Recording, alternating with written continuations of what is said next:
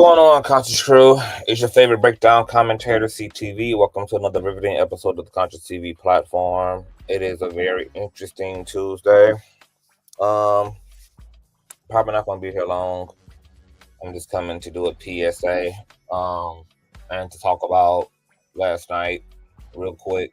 Before we get into it, please thumbs up this video until it's absolutely stuck.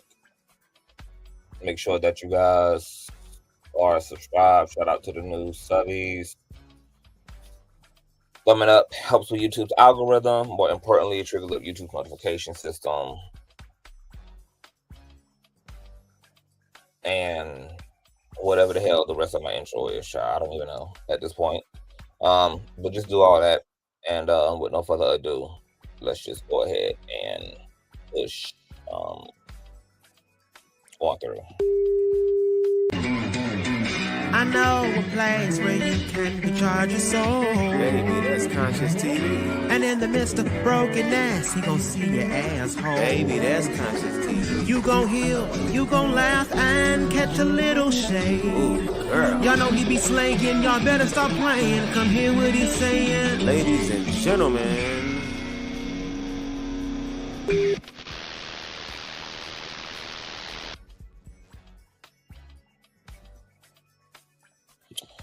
What's going on, everybody? Let me speak to you guys who are in the building right now.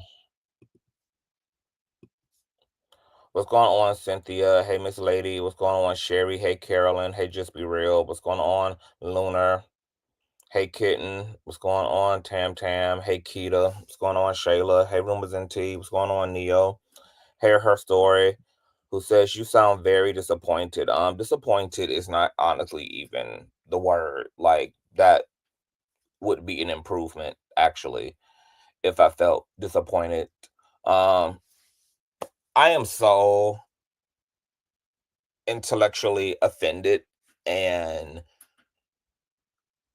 disgusted by the things taking place around this T.D Jakes, Dwayne Youngblood situation, that it is like literally beyond. I'm actually very, very upset that I even talked about that shit, that I even covered that shit. I honestly feel like I looked into the abyss. I feel like I took a look into hell. Literally, like, I felt like, you ever see something like so disturbing that it like that you're mad at yourself for fucking looking? Like, I should have never fucking looked. I should have never looked. Like, I literally have regrets. I have like fucking regrets. So, y'all know, last night we went live to talk about T.D Jakes filing this lawsuit against Duane Youngblood. Y'all know Duane Youngblood is a man who came forward last month via Larry Reid Live's platform to pretty much accuse T.D Jakes of attempting to actually groom him when he was 18, 19, or 17, or 16, or 4 years old. He don't fucking know.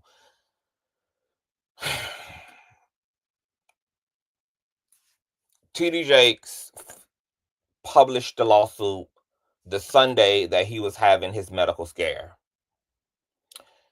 There is a backstory, allegedly, about T.D Jakes and why he fell ill or pretended to be ill or whatever the performance was. One of those alleged contexts is that T.D Jakes has been dealing with another potential legal matter behind the scenes that is yet to be seen by another individual who is accusing Jakes of something similar. That lawsuit, that litigation, those claims have not surfaced to the public yet. They've just been transpiring behind the scenes allegedly, etc.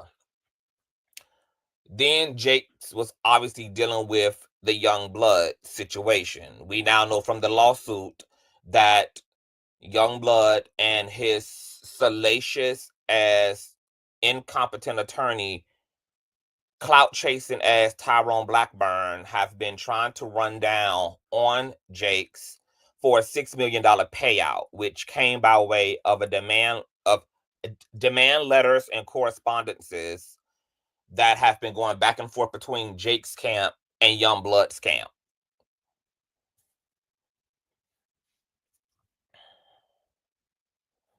Five minutes into getting into the lawsuit,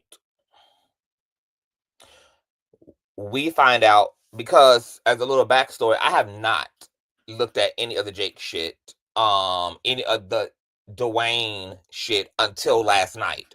I had not watched his part 1, part 2, part 3, part 16 with Larry. I had not seen any interviews. I kind of like saw stuff peripherally, but I had not looked at anything. Like the Diddy shit was enough for me, and that's had this channel in a chokehold for months. I didn't even have the wherewithal and the bandwidth to take on another circusy ass extreme set of things, in another high profile case. So I ain't looked at nothing. So last night I literally was learning as it was happening, and it wasn't even just what I learned during the live stream. It's all the shit that I learned after the fucking live stream that really sent me into oblivion. So as we're reading the lawsuit aloud, we find out that Duane Youngblood is a registered ex-offender. A registered fucking ex-offender, right? Now, mind you, because I am literally a virgin to the story, last night was my first time putting any level of ears. Hey, Larry. What's going on, Seabreeze? Hey, y'all. Hey, everybody. Because this was like my first time with everything, right? I literally felt immediately dragged by my ponytail.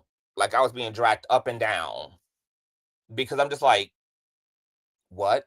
So then, you guys know, we went and Googled Youngblood's name. And there it is. All these reports from CBS, from various news outlets, his mugshots. And the long story short is that he has been apparently abusing underage boys since 2002.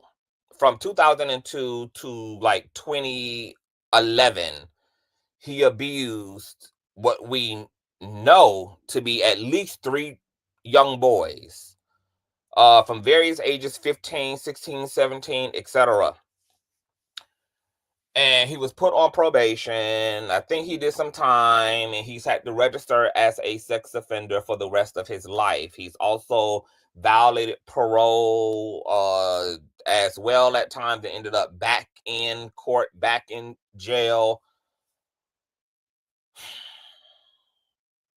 So immediately I was stoned, because I know there's no such thing as a perfect victim, but this is literally as imperfect of a victim as you can get. Like, this is like the most extreme version of a non-perfect victim. But the problem, even with the word victim in this case, is that the accusations made by Youngblood against Jakes arguably don't necessarily make him a victim either. The lawsuit is dealing with the accusations made by Youngblood, which was one attempt, according to Youngblood, where Jakes tried to lean down and kiss him on the lips after a 2-3 hour long conversation between them both in a dining room setting upon Youngblood leaving to take his mom's car back to her. And on the way out, Jakes hugged him and then allegedly tried to kiss him. Then he alleges the very next day he was called by Jakes, and Jakes propositioned him to be one of his concubines, one of his boy toy individuals. And then there was another instance where he attempted to confront Jakes, and Jakes gave him a flimsy excuse as to why he I tried to proposition him. Larry says, when I interviewed him, the whole show was about the charges and his own grooming before he was groomed by 3 bishops, his brother, and Tim.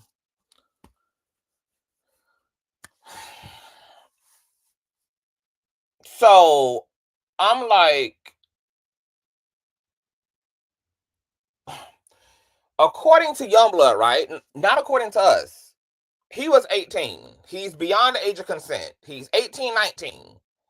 Then he tried to come back after, I guess, getting flamed up by the chat and people maybe speculating. So then he tried to come back and clean it up and was like, well, no, I was much younger than that.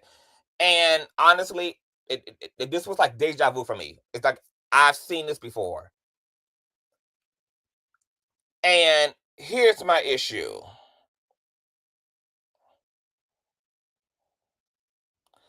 Larry, if you would like to come up, because I definitely have questions, and I don't mind a clarity, because yeah, I don't.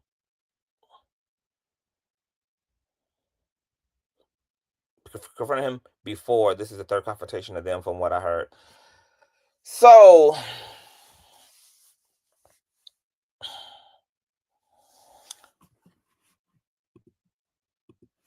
now Larry couldn't get his ass on the phone, but he got time to hit this motherfucking link. Y'all see how that works?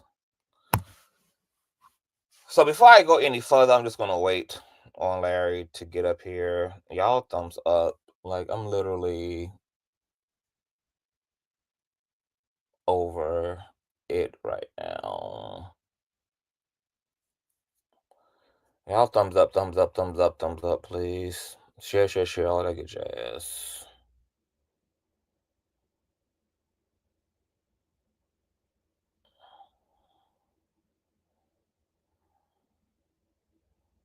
Y'all thumbs up. Because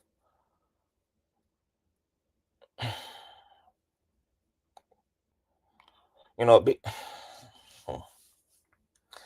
being a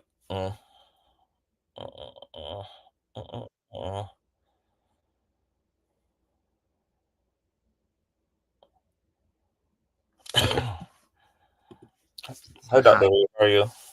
I heard what you said to me. He couldn't answer the phone, but he come here. I just got back in the house and I text you. Hey, Dr. Reid, how are you? You live on the thing. I heard what you said to me. He couldn't answer the phone. I think that's going I on. just got back in. Say it again. Oh, I said you had some echoing going on. Yeah, I heard what you said to me. I couldn't answer the phone. I couldn't answer the phone. I was not home, and I just got home. That's why I'm dressed up.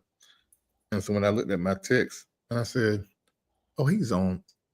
At the time, I seen a text first, and I looked and saw you was online, and I put in the chat. I said, okay, you online? You look nice in your feminine pink and everything. Pink is not feminine. It's okay for men to embrace femininity. It is, and feminine is a part of masculinity. Okay, so I heard what you were saying, and I heard somebody else say something in the chat, which I'm gonna try not to look at because people don't be knowing. Let's take whatever they take from it. When it was him, first of all, about a year ago, I had communication with him, and he wanted to tell his story. He was writing a book. So yes, so because I have questions like right there. When he first contacted you about his story, allegedly he was y'all were communicating from prison. Exactly. And he So was in jail for violating parole about the things he's on parole and under supervision for. Because he was on parole, he's not supposed to have no dealings with nobody that is young. But somebody that was 18 years old or 17 years old contacted him, and he responded back. So that's how he got in violation. From what he says. From what he said, and from what the paperwork said, is what I see. Okay. So that's that. But anyway, he told me, he said, I just want to tell my story. I said, well, when you get to the part about the Jakes thing, that's going to take precedence over everything because of Jake's name. I said, so are you okay with that? Are you prepared for that? And he was like, yeah, I just want to tell my story. He's been in years counseling, and apparently his counselor was telling him that this was good for him to do and will do proper by him.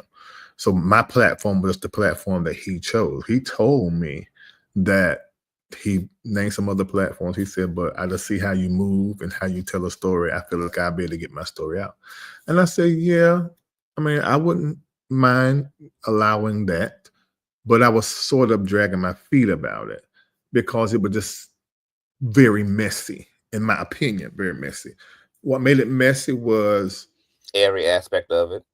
Yes, but it's not just Jakes, but people who are outside of the church, they don't know Watkins. They don't know Quando Wilson. But these are like huge names 20 years ago. And that community was like revered. One of the main reasons is because Jakes came out of that whole camp. So all of those bishops are like very important. So from my standpoint, it was messy because of that.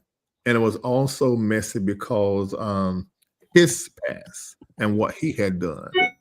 And so I just asked a lot of questions. I found out that he was doing a book decades ago. He was trying to have a conversation with Bishop Jakes and some other people, and Jakes was blackballing him, and Watkins was blackballing him after he started talking, telling everything. So that was really the reason that I decided to do it. Because it was like he hasn't been able to voice himself in a way to where everybody can hear him, because all the other times they sort of buried him and he couldn't speak. And so I said, okay, cool. And so he called before it was time for us to go live. I'm literally on set. And he says, I want to tell everything about me first. I said, I think that's smart and good to do, because people may not be able to hear and appreciate every aspect of your story, especially when you get to talking about what these people did to you. And I said, and I think it's good to do because I advertised it according to which I do all the time. I always advertise and title it according to what my intention is, which was to tell the story from being abused to becoming an abuser. And so that was the title of the 2-part, so it'll be 3-part interview.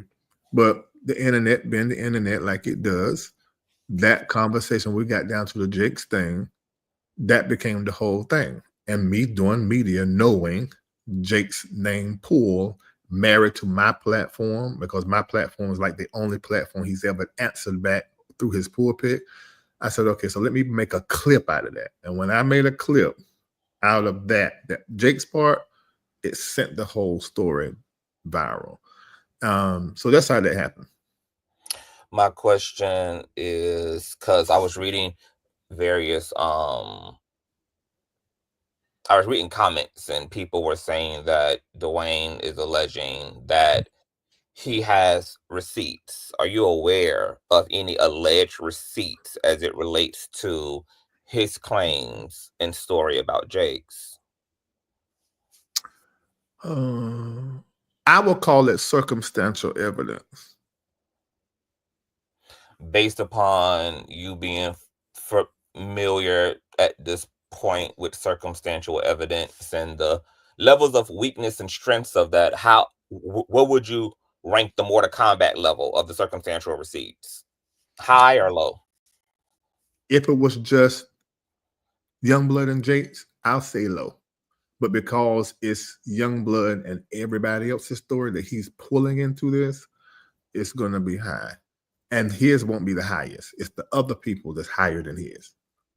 Will that make a difference for Youngblood, who is specifically being sued for things that he said happened between him and Jakes, and not other people who may have their own independent experience of Jakes? It's going to help him because they're doing he's requesting a trial by jury. It's absolutely going to matter. The main thing you do in a defamation case, when you're the person that files against someone else, you're basically saying you need to prove what you're saying as the truth. You're also saying that you need relief because what you're saying is damaging me as well, and you're going to the courts about it. But the reality is, when you file against someone that is telling the truth or the lie on you, you sort of are in the same position that they're in, because you have to prove that you are not those things. And then that it's not just Youngblood, and it's these other people who got the same kind of story, one of which that I've seen a receipt and it's very strong. That's not going to go good for Bishop Jakes. This was stupid for him to file, and it was only smart if his intention is to pull Dwayne into a mediation and a settlement that is backed by the courts, to where he know this cannot come up again, because as I said, this is the third or fourth time. So that may have been Jake's strategy to get the courts involved. You know, any NDA and arrangement that's made outside the court, usually lawyers are involved, but it's different when you have a settlement, which I know, when you have a settlement that now becomes a part of a judge's judgment, then that can be enforced an entirely different way. And if it's used proper, it can really be a very powerful thing. That's the only thing I can think the reason why Jake's done this, because otherwise it makes sense. So somebody had mentioned that last night as well, and I kind of questioned that, because the lawsuit addresses the fact that Youngblood and his attorney Tyrone Blackburn have been attempting to litigate outside of the courts about this. And I know that sometimes when outside settlements are done, it still involves the courts ruling and acknowledging, and NDAs and stipulations and all of that. And you can do that even in the context of settling outside the court. So I was wondering, well, if Jakes wanted to really settle this matter quietly, just to mediate, he actually already had that opportunity based upon all of the back and forth going on, according to the lawsuit, between his Youngblood's team and Jake's team. And Jakes threw that opportunity away to quiet it, which I understand from Jake's point, because I'm questioning Youngblood's strategy itself. You can't attempt to settle with somebody while you're actively disparaging them online. You've defeated the purpose of them even being interested in settling, because the damage is now already being done, which is why the lawsuit is saying these videos have 120,000 views on them. They've already been filtered through TikTok, Instagram. So what I look like paying you any level of dollars for damage already being done. Now I want that smoke, nigga. Now I want that smoke. But see, they didn't think it all the way through. I mean, because everything you're saying is true. What they did not consider, has he told everything? And he's not. And I know that. Also, these other people, and they have their own smoking guns, they did not think it through. It's not going to be good for him. But one thing that none of us could not be considering is Jake's allies, because when he fell out at the church, or whatever you want to call it, it went to the top. CNN, TMZ, CBS, ABC. But now that he's filed this the next day, we haven't seen these major outlets, except for New York Post, who is mentioning now this filing. He could have, somebody of Jake's caliber could have alliances that are so strong that no media outlet will pick up the fact that he filed and start this conversation. But the moment he responds, Duane Youngblood, and he can put, just for an example, he can say everything in the complaint that he said to me, and then he can also mention the names of these people. He can mention Michelle Loud. He can begin to mention a whole plethora of stuff to pad this complaint to where it will not be ignored by the media and it will not be ignored by the courts. Because at that moment, now the court has got to show up a certain kind of way in Pennsylvania because it's going to be a media storm. Every lawyer involved, and it just gets worse for the person who's known the most, and that is T.D. Jakes. I would have never done it. I would have never advised anybody to do it because the wins in this for Jakes are small compared to the loss that he will experience when it comes to his reputation in the minds of the masses. They'll think Jakes and that scandal. And we never had that with Jakes. There was always Ed alone, oh, that scandal. It's even been some of the other pastors, oh, and that scandal. But Jakes and scandal hasn't went together in the media. So once that happened, Jakes is feeling fatigue and feeling like he's already at that crossroads because for the first time this year, now Jake's name has been aligned with major scandals from alleged men who are his boy toys, you know, who have alluded to things, to everything with Diddy. His name has literally now been dragged through the entire mud. But because Jake's is still standing, do you think Jake's has a confidence about being able to withstand even the worst of it? Because he may feel on his end, this was the worst of it. Like this Diddy stuff, this freak off stuff, this being his spiritual son. So Jakes is kind of like, okay, I dealt with all of that. They blew my name up. Media blew my name up. They dragged me, said I was in aprons with my flat clappers, with my Christian clappers hanging out the back of the open apron and all of this stuff. And I mean, these people have went hard to really salt my name. And ultimately, I'm still standing, even if I'm barely standing since 16 men are having to rush on stage to hold me up, but I'm nonetheless still standing on these brittle kneecaps. Does that? I mean, because here's the other part of it, right? The reason why I'm so disgusted is because first of all, I didn't know that Youngblood was a registered sex offender. Right. For two. And Will Calloway is in the chat. He came up last night. He has had his own experiences of dating, allegedly of dating Youngblood when he was in his 20s when he met Youngblood, and he did not know that Youngblood was a down low man, a married man at the time. That he embarked on his transactional relationship to Youngblood. But you know what also happened last night, Larry? I was contacted by Youngblood's victims. So when y'all are saying there may be people who are going to corroborate for Youngblood, Jakes is going to have that as well. Yes. He's going to have access, and that's why he slammed and dragged Youngblood in that lawsuit and let it be known this is a criminal. He's a liar. He has no integrity. He has factually been proven to be an abuser. And, you know, this is a money grab and a shakedown. They talked about the nature of the demand letters because I know because you know, I was live on my panel last night when we was texting. So I had time to like run to Pam's platform and shout out to the Pam Law Esquire, left her down to the ground. Make sure y'all subscribe because Larry had pulled up over on her platform too. I did hear you say that you had asked him about the $6 million number. Where did this number come from? And you said that he didn't know where the article got that from. Well, when we read the lawsuit, they got it from the lawsuit. It was a quotation from the lawsuit itself, and it comes from these demand letters that Tyrone Blackburn was. But they didn't put the demand letter in there, so that's why I asked him. So I said, "Is that true?" He said he don't know where that came from. So I didn't ask for the demand. I mean, because the reality is, I'm the platform that he used. That's it. that's it. He just used my platform to tell a story, and I conducted the interview with that in mind because I was very clear. I said, now this blows up, they're going to be on attack mode. And of course, everybody loves to throw my name into things. I said, so I'm gonna make sure that I am letting him tell his story.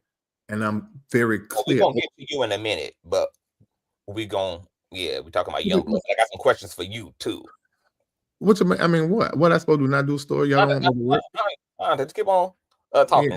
Yeah. No, but that's what I was saying. Because somebody was talking about why would you let him use your platform? The same reason why I let everybody use my platform. And in times past, I wasn't that selective, but now I'm very selective. So I have to have more than just Youngblood's story. And because I had just came off the heels of these other stories and these conversations with these other people, I said, okay, well, their story is just like Youngblood's. So I'm gonna let him tell his story. What do you say to the people who say, I thought Larry retired this? Larry said he had reformed his platform. He had gotten away from this type of content. So what has happened? I just explained that. It was being that I had all these people's stories for all these years, which is where the whole "it's all coming out of Texas" come from. So 2019, I said, I'm gonna let him tell his story, knowing how it could affect me. I still chose to do the story because of all of these other stories, and I just couldn't ignore that. And I've seen things in other stories. I said, this is the same story, so let's let him tell it. I just make sure you like a little bit of pushback. So now.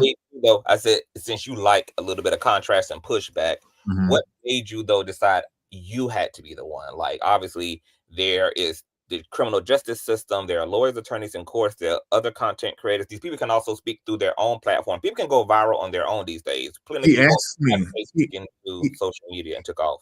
He asked me specifically, and it wasn't just one time. He wanted it to be through my platform because he knew my platform was trusted. So he wanted to use that. I get that. I understand that. I didn't have no problem with that. And I didn't and still don't have no problem with any kind of any way it would affect me, because I've done the story right. And so I'm not even concerned. I mean, there was a section, I think it said co-conspirator number 1. Hold on. Don't go there yet, because I'm actually about that too. Yeah, I'm actually about that too. But going back to a Youngblood.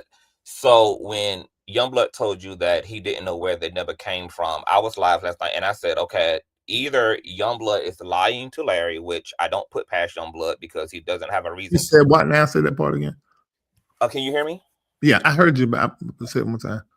I said, so when you was on Pam platform last night and you was responding to whatever you said that you was texting, I guess, Youngblood in real time about you asked him about this $6 million situation. Like, where did this number come from? Youngblood told you that he didn't know where the article got that number from. So last night when I was live, I said, so there's an inconsistency here. Either Youngblood is lying to Larry, which I don't put past Youngblood because he has no reason to be looked at as a credible individual, especially since you may have receipts. We don't, though. We were just given a story. We were just given a narrative with nothing to back up what Youngblood is saying about T.D. Jakes, on top of the fact that he's coming into this as a criminal, and not just a criminal who has continued to not operate according to the stipulations of his probation. So there's a lot of credibility issues in general. So, but because there's a lot of fucking issues here, Larry, such as Tyrone Blackburn in and of itself. I don't know if you know a lot about Tyrone Blackburn. I had just did a live stream about Tyrone Blackburn a few months ago. Tyrone Blackburn is literally the equivalent of Gloria Allred. He is somebody who is looked at as, he's the equivalent of a little Gloria Allred and Ponder. Yes, he's an equivalent. This man literally has 1 trillion sanctions against him in the court. He's looked at as a legal clown. Jeez. He is known to fuck up cases for the people he represents. He tried to represent Sabrina Peterson in her face-off with T.I. and Tiny. They washed her and rinsed her, and now she owes them hundreds of thousands of dollars for legal fees. There's been verdicts against her. He tried to represent Jennifer Huff, who is Kenneth Petty, Nicki Minaj's husband's 1994 grape victim. He fucked up her case. Now he's representing Mr. Youngblood. So when he said, I don't know where that came from, Larry, that $6 million, either he lied to you, or because Tyrone Blackburn is who he is and does how he do, he's doing things unbeknownst to Youngblood, because that's what Tyrone does. I don't know which one is the case, that he either lied to you because obviously, right, he needs to keep you close because you are going to act as his ally in this situation. No, I'm not. And he already has begun this mission with you. And once again, you just said he came to you because he needed the integrity of your platform to launch this into what it is. So yes, he is invested in maintaining you as an ally.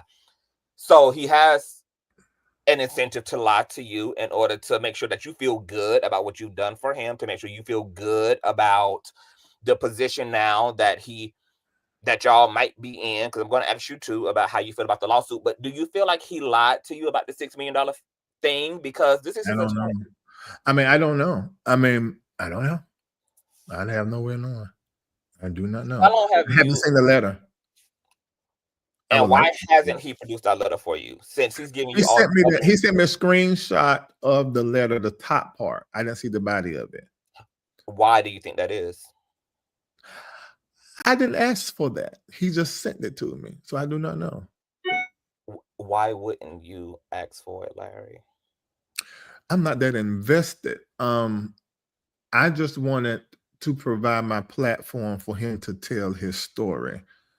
I'm not that invested to where I start asking a whole lot of questions afterwards. Although leading up to the interview, I did, so that I can feel comfortable in letting him tell the story. But Larry, after him telling the story, Larry, I had a time last night because I had to remind people. I said, look, this is my mentor, and I learned how to be a fact-based content creator from Larry and some of his mistakes he made earlier on in his career, and then how he's handled things since. So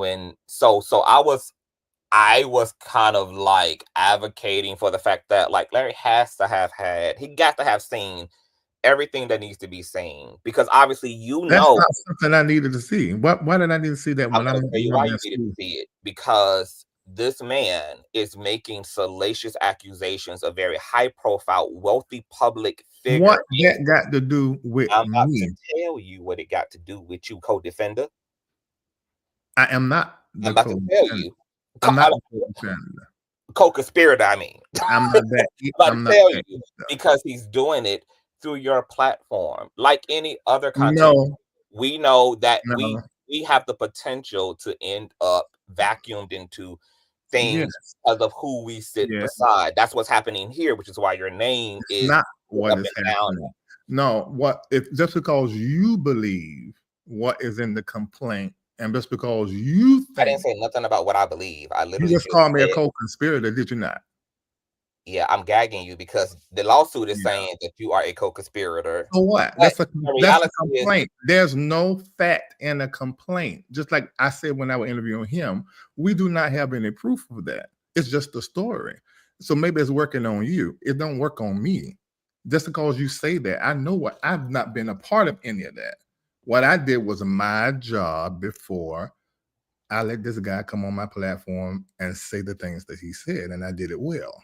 That's why they couldn't put his name and mine as a defendant, because he just can't. Consciouztv mentor, period.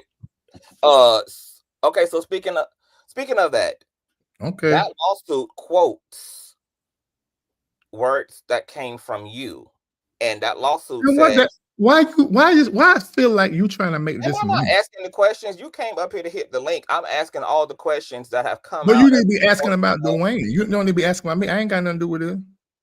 It's just from my platform. You was literally talking a few minutes ago about your name being all up and down this lawsuit. Don't do that. This is not gonna go well. Do not do that. Because I didn't ask for no interview. I was up here talking about all this. But you made a statement that was in the complaint that's not true. Like, I got to get an answer to what I'm asking you about. Did you read the lawsuit? Did you read it? Of course I read the lawsuit. Okay, so you're saying that the things that Jakes quoted from your interviews is not what you said? That ain't what I said. What I said was him saying co-conspirator is an illusion that he's casting, trying to bring me into it to suggest. I said that last night. I believe that. Yeah, but that's it. Quotes from my platform. He quote from the platform what he said and what I said. The only thing that he said in there that I feel like, what was it? It was when he said that you pretty much reinforced the fact that he was grooming and preying on Mr. Man. And he was saying that in these quotes, he can hold you liable as well for defamation because you made emphatic statements about praying. That ain't what I read. Where you read it at? What I read was when he was saying because, that. baby, let me tell you something. I have an old nasty degree in nosology, and we read line by line. We even zoomed in and zoned in on things last night. So let me ask you this. So me on your platform right now, yes, is about you trying to make me responsible for what Jakes did. I'm not trying to do that. I'm asking questions. What is the trying to do? I'm asking questions because we read things. You were on platforms last night talking about the lawsuit. You just here talking about your lawsuit. I'm asking questions. I don't know what the hell is going on. I came up here saying I just heard what you said. I just heard what you said, and I don't like it. Because what Jakes them said in that write-up was like trying to allude to me being a co-conspirator. The fact that you even would say that means that my integrity is horrendous, and I will unite with somebody behind the scene who had a goal of taking Jakes down when I could have done that myself 2019. I don't like that. Okay, that's not who I am. That's not what CTV is saying. That's what Jakes is saying. Yeah, I just told you last night I was having to defend the fact that I'm sure Larry has to have vetted the hell out of the situation, but you just said no. I really didn't. I didn't say that. I didn't say I didn't. I said all the way up to the point of clearing things for him to come to my platform. But after that, I don't have any more responsibility to anybody when it comes to that. I did not ask to see no letter. He just volunteered to show me the top part. And I even said it on my live. I said, I seen this. Sherry says, like, even Pam said the same thing to you as she read the court documents. But what you just said, I ain't even say. But Pam did not say that. Pam said they're trying to make you a co-conspirator, what she said. Yeah, because why would I believe? Why the hell would I be up here flaunting you as my mentor and then say that you was up there conspiring with this man to bring down Jakes? That's not what I said. That's not what I haven't said. That's not what I didn't say. I didn't see that. I didn't see that last night. I don't know what you said right now.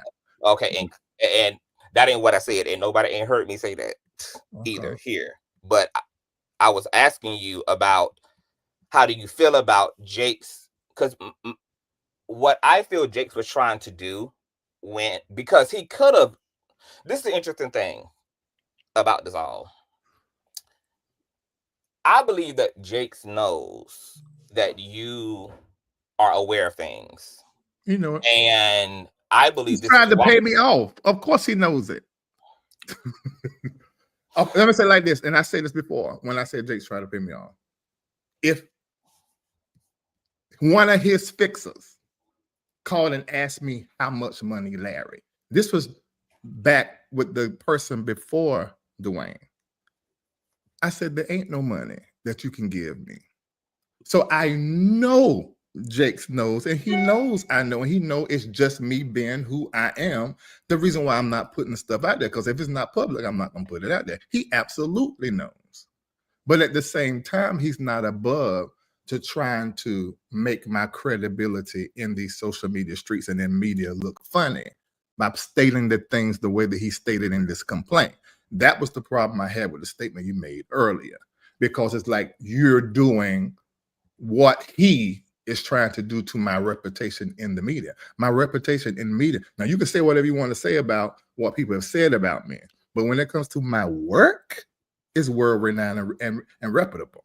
And that's what he wants to destroy. Not just him, but every preacher I've ever done a story on. They're all in cahoots with Jakes for years because they've been trying to do that for years. They were paying some of these vloggers that was doing these lies on me. So that is what he wants to do, but he just can't do it because he didn't build me. If you didn't build me, you can't take me down.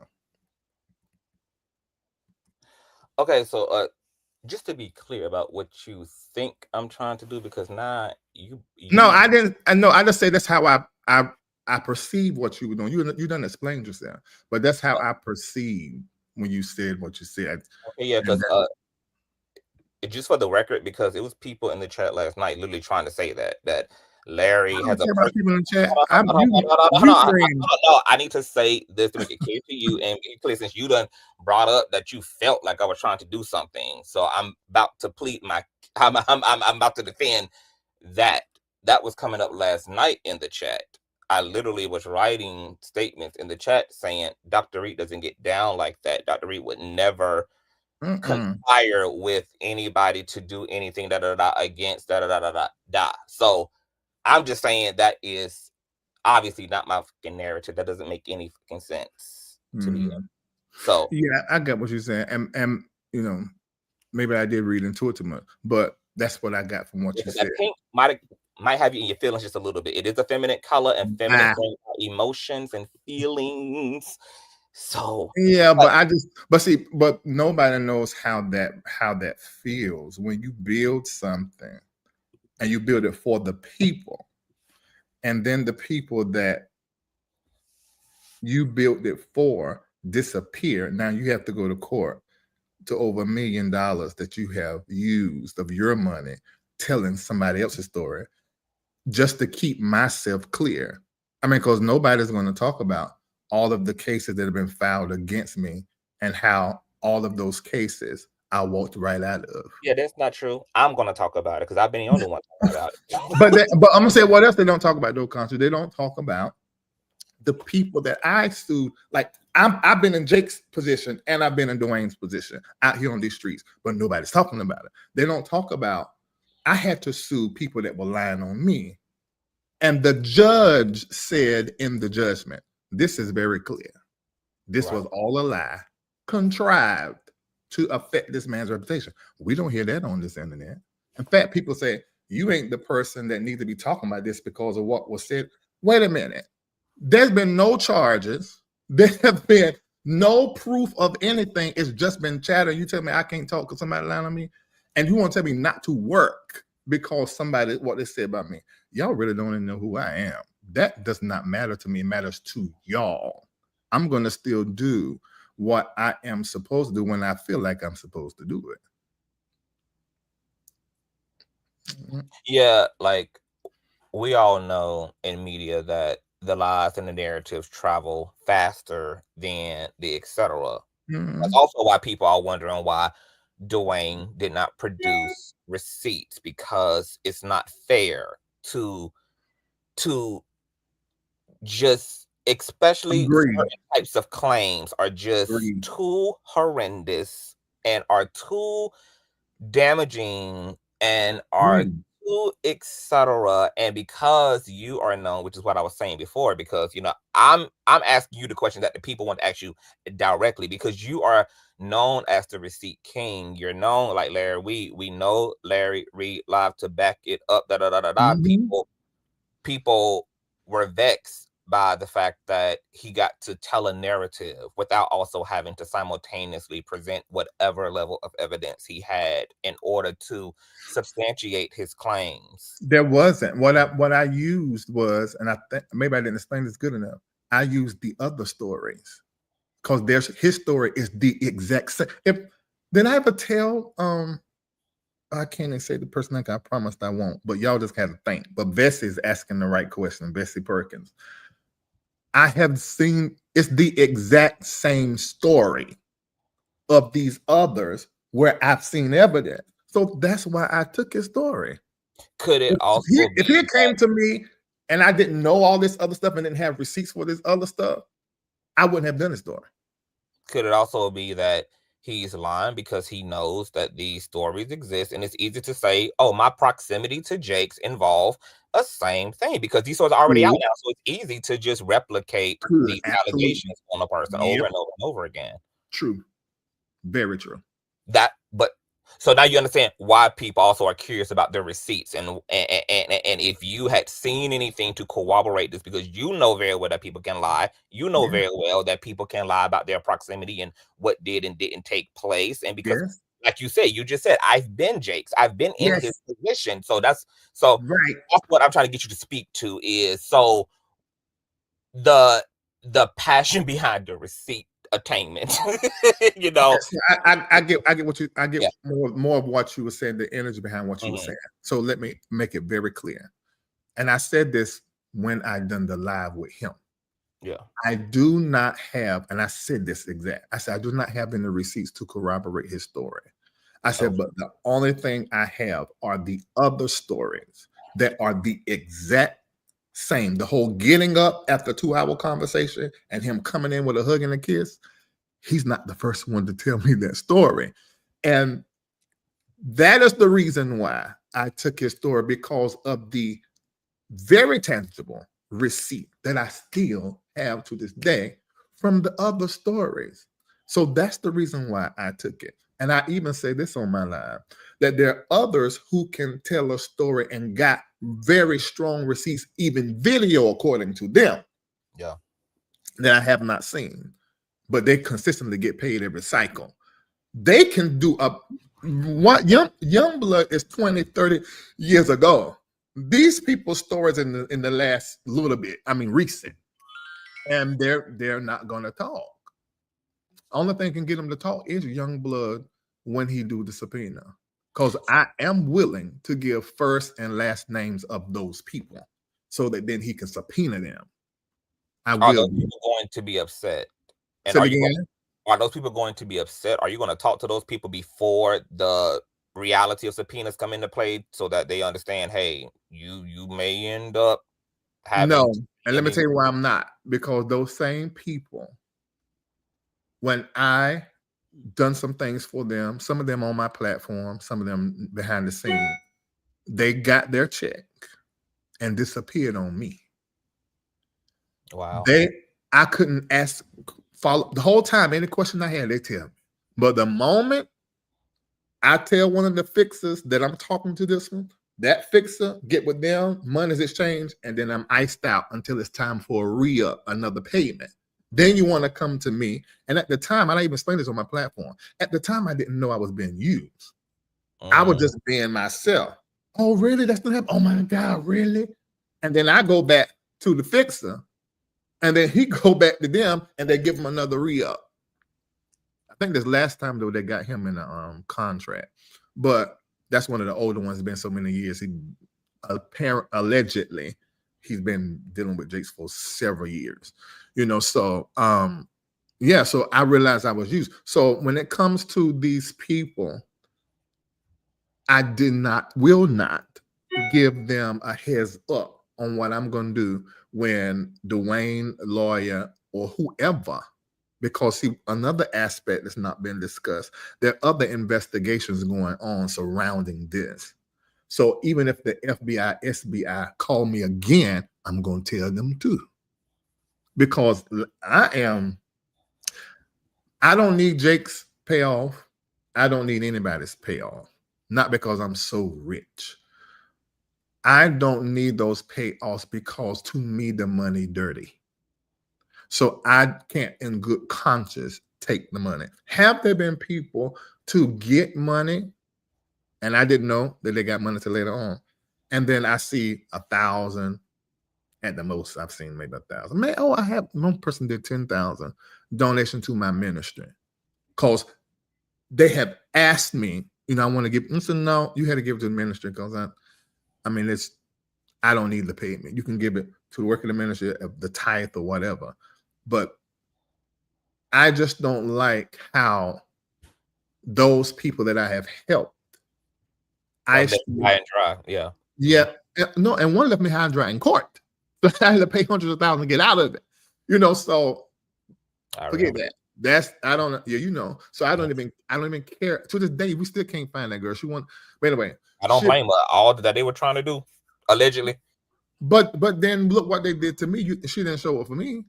I don't blame her because her life, allegedly, she was trying to be ran off the road and all. They were trying to unalive. Like they got the hell away. She got out. Allegedly, she was gonna put her in secret. And we after she put me in the situation. I just think this. I do understand what you're saying, but you should at least have a conversation with me. Say, look, that's the kind of person I am. Like, I'm gonna go down with Titan. You know, I would. You know, like I'm gonna adhere to my commitments and go down in the blaze of glory. I'm not gonna leave a situation I'm not going to abandon posts, but that is, yes, what a lot of people do. But because these people act this way, does this also ever make you think, how much of these people been telling the truth? Because I'm now seeing these people, Yes. they're shallow, Yes. they are not victims, they are opportunists themselves, they are not being, well, I mean, I guess it could be argued. But conscious, that is, if you think about that conversation, that is the reason why I started. I'm going to call it an anchor, and that'll start a whole war. But that's a particular person. I mean, you discuss. That was the reason why I started vetting harder, because then when they get to where the person that I'm helping you tell your story, then I find out you a liar. And you lie to me about something different. Well, then how I know what you said in the beginning was true? So that's when I started betting like really strong. Because some of these people, and I put it in my caption when I made the last from part 2 on IG, I said, I vet these stories, and I vet them because you don't know if people are jealous, if they're trying to get their lick back, if they're actually mentally ill. I said, so I'm just not going to let somebody use my platform just because they got a story. I did that years ago, and that was just because I was naive.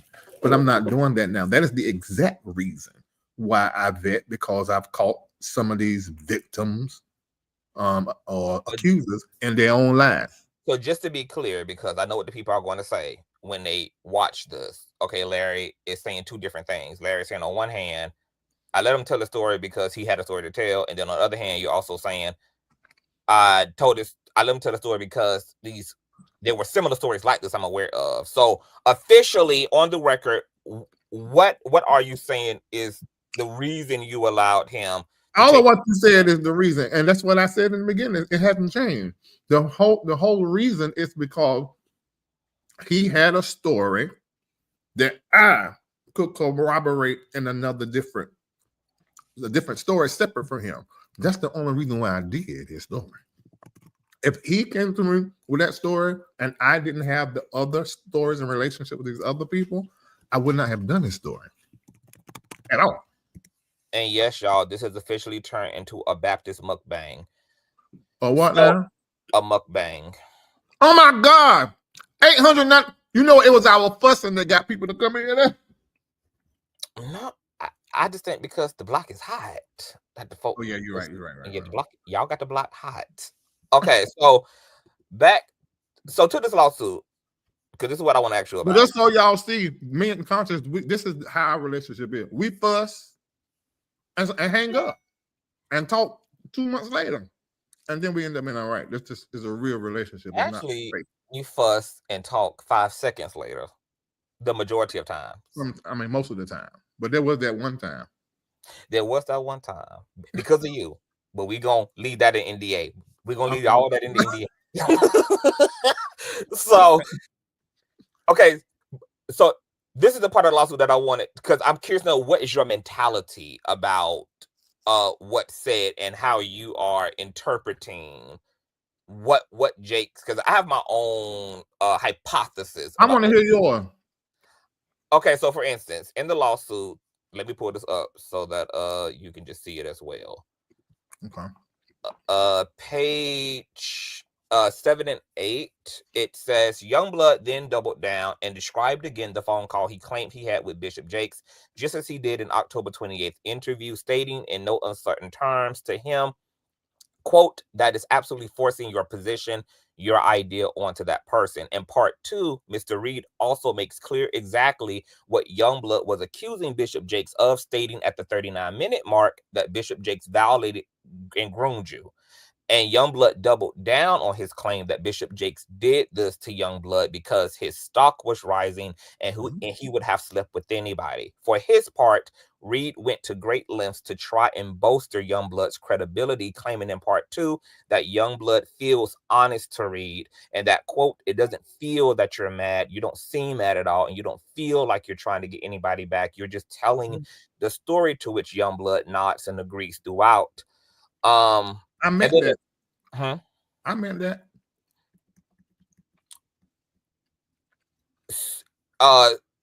And what do you speak to the Bishop Jakes violated and groomed you? Because in the lawsuit, it goes to allude that. That's what I said. So I've said that if you watch it in context, they took exactly what I said and put it in their context. And what he's trying to do to make it look like make me responsible for making him believable. I mean, that may work on dummies, but it don't work in court. So that's just not going to work. But they did that to try to injure my reputation because I've done the interview so impeccably well that they could not put nothing on me. So that was the best that they could do. Okay, so you are actually refuting the fact that you participated in anything that you could be held. I know I didn't. Civilly On the camera or on the phone. I did. So Jakes doesn't have a claim, even though he's saying emphatically in this lawsuit, I will re-amend this lawsuit to also sue the hell out of Dr. Reid as well because he and they talk about his attorney Blackburn as well. They talk about, so my hypothesis here was, and I said this last night, I said, I think, because I said, y'all got to peek this, right?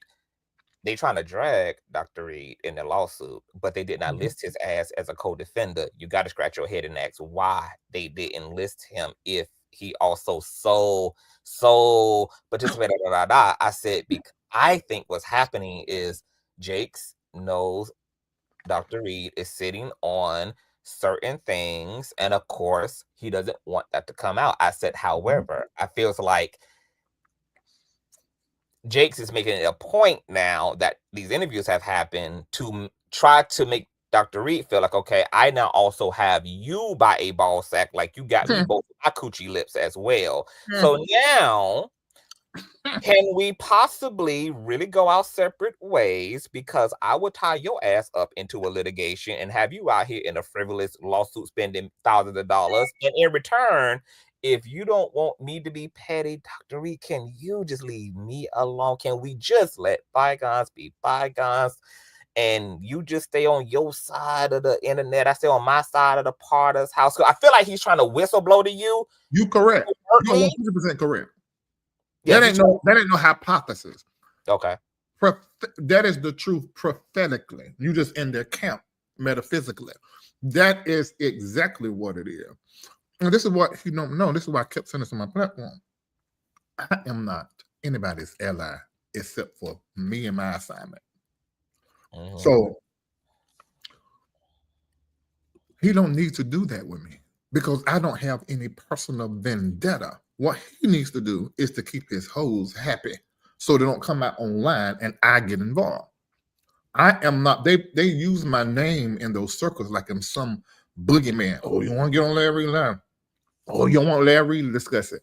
It makes people ding my character for the work that I do in creating conversations in a negative sense. And that's okay, but in actuality, it's unfair because that is not who I am. I'm doing the show with my passion because it's a story.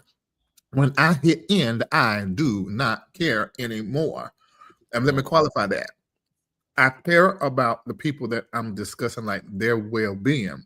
But as it relates to my assignment and what I'm called to do, I'm doing it because I must do it. I don't have any other care that comes out of my person as it relates to it. I am committed to the work. I care about the people that I'm talking about, but not to the point to where this becomes some kind of personal vendetta. I used to do that years ago, and I talked about that. I would do these stories and can't disconnect from it. And next thing I know, I'm fighting for the alleged victim or accuser at my own expense. I am never doing that again. I don't have the capacity to do it now because I'm well. At that time, I still needed some healing in my own self. But after 2022, and everybody watch me, hear me say that, yeah, that was my year of clarity. And I will never put my own self in danger for you to just so you can be better. I'm not going to do that. So that's why when I done this story, I let him talk. And he talked more than I did the first interview. I said, so I would just ask certain probing questions. This was not about to be on Larry. This is his story. Yeah. Okay, and just to be clear, because I like to be very clear because I'm an integral person myself, and I don't Very play much no so. games when it comes. I don't let nobody be assuming a motherfucking thing because I can back up what I stack up. Okay, just so that you are super deeply in your heart of hearts, perfectly clear about what the hell I mean and don't mean. I want you to see this from last night. This is my live chat. As you see here, Alexis J was on your ass. And she said from the chat, I think Dwayne looking for a payday. And I'm sorry, I feel like Larry talked him up to do it. As you can see here, I spoke directly to that. Look at the screen. To Alexa, Larry ain't gonna talk nobody into nothing like that. I was speaking of. So Hell yeah. no, because early on you were like, I feel like what you do. I feel like what. So I don't want to be clear what. Wait a minute now. Wait a minute. Why I be feeling? I didn't say I felt like nothing. You just did. I was, And all, I didn't say that. I just said about what you said. okay. But I'm conscious. I got that. You ain't got to put that in me. I know we good. I feel like I be so consistent.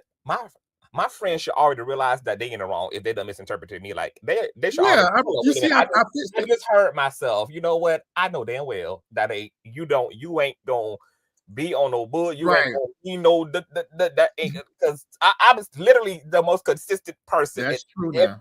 Consistent. That's the truth. I'm talking about years be consistent. And I'll take it farther. My friendship with you has made me better in friendship. You, we're talking about you. So yeah. Now that's a soundbite right there. It's true.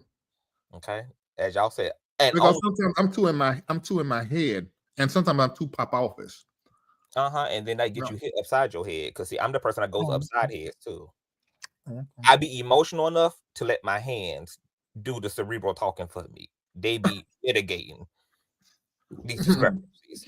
Okay, so my next question then, going back to the situation with, are you sure that, because somebody, I don't know if this is true, because like I said, I was live, so I missed a lot last night when people said that you allegedly told Dwayne that he needs to get in contact with, I guess, the other person who is also accusing him. Are you sure that there's going to be a team up? Okay, it's going to be a team up. Okay, so my next question. And Jakes is sure too. You see how you put does 1 through 10, which basically says anybody else that may be a part of this as a result of us coming after him. They know it. Yeah. So my question is like, so what do you predict is going to happen here, since obviously Dwayne is going to have to pull in things that can substantiate it. So there's going to be other people more than likely saying what they got to say about Jakes, but there's obviously already people in Dwayne's past that he's already been found guilty of. And there could be also more people come out against him because we only know the things he got held accountable for. We don't know what he's gotten away with, what people didn't take to the courthouse. If it becomes that situation where this is like the introduction to the X-Men cartoon where you see Magneto and Xavier side clashing in the middle, what do you think the end's going to look like? Who's going to get what out of this if they're both going to have people dragging the hell out of each other? The thing is, Duane Youngblood cannot go back and reserve time. He served it. He's done. He's already on a list for the rest of his life. He's already paid for his crimes, at least as far as that is concerned. Jakes, not. Jakes is the loser in this, which is the reason why he should not have filed, because his reputation makes him money, and that is going to be injured. Only thing I can figure as the reason why he filed this is for a moment he got in his ego, because he like, hell, they want us to take me to court. I'm going to take you to court, and you have to play by my terms. And I also think on some level he's considered, if I handle this, because it's the 3rd or 4th time this guy has said something to me about this or spoke on it publicly, I'm going to do this at the court. We're going to move into mediation, which they always suggest that. Move into mediation. We're going to settle everything. put him in something binding where he can never say my name or tell that story again. And that's So going to you be don't the even end think of it. that It's it's the gonna same make thing it Eddie out? I don't think so. If he do this complaint right, and everything is in there that I know that he can pull, they're gonna definitely run. They're gonna run to mediation. But if he does the complaint and it's just a matter between him and Jakes, and he doesn't mention everything else, it'll probably get to court, and that's when he's gonna put everything on the table and pull all the subpoena people and all of that. That could be a tactic that his lawyer have, because maybe they want to go to court so they can get more money. A settlement is gonna be less money. So that's what I think. Let me ask you this, Conscious. Do you think when these people come to me, I can't believe I'm asking this live. I'm talking like we're on the phone. Do you think when folk come to me, they want to use me to get money? I think it's two types of people that come to you. I think it's the people that genuinely need to be heard and need some form of justice, and maybe they don't trust in the criminal justice system, which is good reason to, because it's raggedy as hell. So this is an alternative, but I think it's that. And I also think, yeah, of course, people come to you because you have a platform that's notable, like you're one of the most notable figures in the church sector, and you are looked at as a lick. I mean, because you have resources with your platform, you have resources with your connect, and yes, I mean, of course, people come to you. I mean, look at the situation with Dwayne. Like he got to utilize your platform without much of anything other than a narrative. And I didn't get paid from it. And you didn't get paid from it, even though there. Okay, so would you like to speak to that? I mean, you kind of already have, but the narrative is, oh, Larry's working with da da da da da to get a payout. So what do you think about the demand letters and the attempt to cipher money? Because maybe Jakes also filed this lawsuit because he's like, this man was already threatening me, so I got in front of it and pretty much unloaded his extendo clip because they were threatening to take this to court if I wasn't willing to comply. So what should he have done then? Just waited for Dwayne to pull the trigger entirely and been a sitting duck? Or he should have never because it's Jakes. His voice is more powerful than the entire situation. So either he can breathe fire into it or take the air from it. And by him fouling, he breathed into it. And I'm sure he counted up the cost. So whatever he's going to get out of this, it must be more important than his reputation. Now, he did say that this has cost him millions. Now, I do know the conversations we were having about this time last year, now this is according to what I was told, so I can't verify this, and I ain't got no receipt for it. I was told by one of his people that conversation we were having this time last year, especially the Diddy part, put a pause on everything. So they wanted to wait till everything clear because the partnership he's doing with Wells Fargo is a $1 billion situation. Things sort of calmed down. This sort of stirred it back up. So I'm thinking this must have totally 86 that deal or put it on hold because he's alleging. See, that's another thing. He's alleging by this complaint that it's cost him millions. So he's going to have to prove that. Wow. So we're going to all find out what that was. So speaking of that, I was also saying that now that we've seen the lawsuit has happened, I believe that the whole fallen ill thing was actually a way for him to set up his costs for pain and suffering and medical expenses. He has to, because that's a big part of defamation. Like, how did this cost you? Did it cost I don't know, Conscious. What is me medically, psychologically? What is that? I don't know what it is about me, because and if you watch me, you know this is true. I believe what you tell me unless I get a check to not believe you. I believe Whitehead really got robbed. Everybody else said it was fake. Something happened not too long ago. It was this year, and I'm like, I think that's real.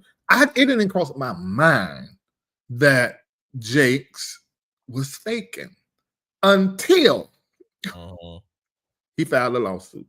I said, now wait. Same thing for me. I thought he had just initially fallen ill because Bernardina Jakes, his wife, started giving him pre-glazed ham, and he started early on them Thanksgiving dinners getting warmed up, and he was suffering from gout out there on that Timu stool. So I was like, okay, but then when the lawsuit happened, I said, he's building his punitive damages. He's building his psychological, emotional distress damages. He doing what Cardi B had to do. She had to go see a counselor. She had to make it real. You know, even if it wasn't real, even if she wasn't really stressed out, but because this is a lawsuit, you know, you got to make it real. Yeah, and that could pull on the court's heartstrings when they say, look what this guy been doing, and this is the reason why that I was having this episode, because I just found out 2 or 3 days prior when I got back from Africa that he was going to sue me. Yeah. Did Dwayne communicate to you, aside from just, I want to tell my story, did he communicate what his end goal was, what he wanted? Did he want money? Does he want a confession? Like, what does he want? I don't know what he told his friends, but he didn't never to say that to me at all. He wanted. So were you shocked when you found out? I knew about a book. I knew about a book. He's doing a book. So were you shocked when you found out that there has been this backdooring of trying to get money from Jakes and his attorney, sending demand letters? Like, did that surprise you? Like, well, damn, you ain't tell me you was trying to. No, it didn't surprise me that they were going to do some kind of letter and go in some kind of negotiation for something. But when I heard the $6 million, and it was specific, I said they must have asked for that in a letter. So I asked him, and he said he didn't know nothing about that. I don't know if people notice or not. That's pretty normal for if someone like what Cassie did. That's pretty normal. That she was doing. She did a letter before she filed, so that is pretty normal to give them a period of time for them to make a decision to do what the hell it is that they say they're going to do. And so that was pretty normal. So that wasn't a shock. But when I heard the $6 million, I'm like, So I asked. So you was under the impression that, I mean, so. Because if he just wanted to tell his story, I mean, obviously, like, you ain't sending no demand letters either. Right. I mean, if you're just telling the story. Right. But see, but let me tell you why I've left this part out. So he got a threat from a family member last week. And that did startle him because this family member he had a relationship with before. And he sent me a screenshot of that, what he perceived to be a threat. And he said, I was in Africa, so he didn't tell me all this till I got back. And he said, because of that, I see that they're trying to play a certain kind of way. So I think I need to file because it's not just going to be a conversation on the back end. It's going to be them trying to intimidate me over and over and over again. I said, oh, okay. He said, so I'm going to hit them with a letter. Well, he told me he had hit them with a letter. I said, really? He said, yeah, we emailed it. I said, oh, God. And I said, how y'all get his email? And then he sent a screenshot of the top part, and it had all Jake's different emails. So then what I did, I said, I wanted the Jakes know. So I verified that he knew about it within hours. So I knew this Thursday or Friday of last week. So when I saw Jakes did what he done, I'm like, oh my God, this really getting to him. Because the Dwayne conversation is not just him. Wow. It reveals even Jake's spiritual father. You know, so it's a lot. You know, the spiritual father stepped down. But done an interview with what's the name one day, the spiritual father stepped down that Sunday. So it is, for me, if Dwayne was lying, this would not be. Watkins wouldn't have stepped down, and Jakes wouldn't be feeling like he gotta get him in the courts before Dwayne get him in the courts. There's something to this. I just don't know. We just don't know what the actual truth is, but there's something that transpired because Jakes knew exactly who Dwayne was when it was mentioned and remembered him by name. And because this is not the first time Dwayne has confronted him or said something to him about it. So, yeah. Since Dwayne is wanting to tell his story, and Jakes now has given him the ultimate leverage because now he is now in the room at the table with this man, do you think Dwayne is going to settle for a mediation, or in fact, no, demand by jury? I want this. Yeah, I don't know, but I think he won't. I shouldn't say that. He gonna settle? I think I'm gonna tell you why I say that. Not because of Dwayne, but there have been people's stories I've done prior, and they settled, and I didn't think they would, and they said they wouldn't, and they did. Yeah. So it's like, money means so much to people, and to where they will vote against the people they're called to serve. They'll vote in favor of the oppression of their own people. How have mercy for money? My mind can't figure that out. Okay, y'all see these rings, and y'all know only get high quality stuff. I got a lot of things, but there is no thing that I won't give up to do what is right to do. Awesome. So I would expect one of those rings in the mail. Christmas. So, I'm saying money's important. That's the whole thing, but it can't be that. Is it that important? I can't wrap my mind around that. So a reason why I say that he'll probably in this system, more money offsets other people's ecosystems. Mm-hmm. Which is why the rich get richer, the poor get poorer as a result of the rich. It has to be like that. Yeah, it has to be like that in order for this capitalistic country to thrive. Right. In fact, right now, the unemployment rate is too low. And that's the reason why we are in the situation we are in America. The way the system is set up, we have to have the poor. And it's wicked. Can I ask you some chat questions? Mm-hmm.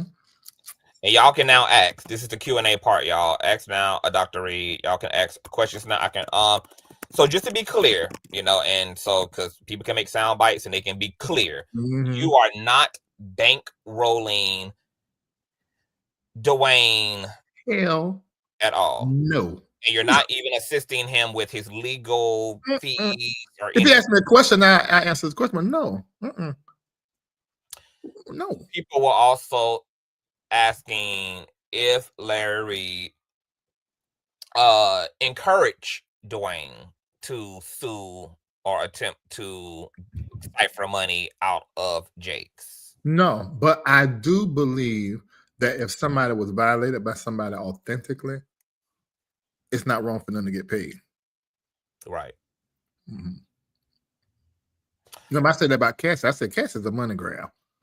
So with that being said, because I think earlier in the conversation you had said, like Jakes even attempted to pay. Okay, do you want to kind of expound upon that? Like, what exactly did Jakes try to pay you to do? Let me qualify, and I did when I first said it, and a few minutes ago I'm gonna do it again so we're clear. I know what you're doing. You're trying to make sure it's clear. Yes.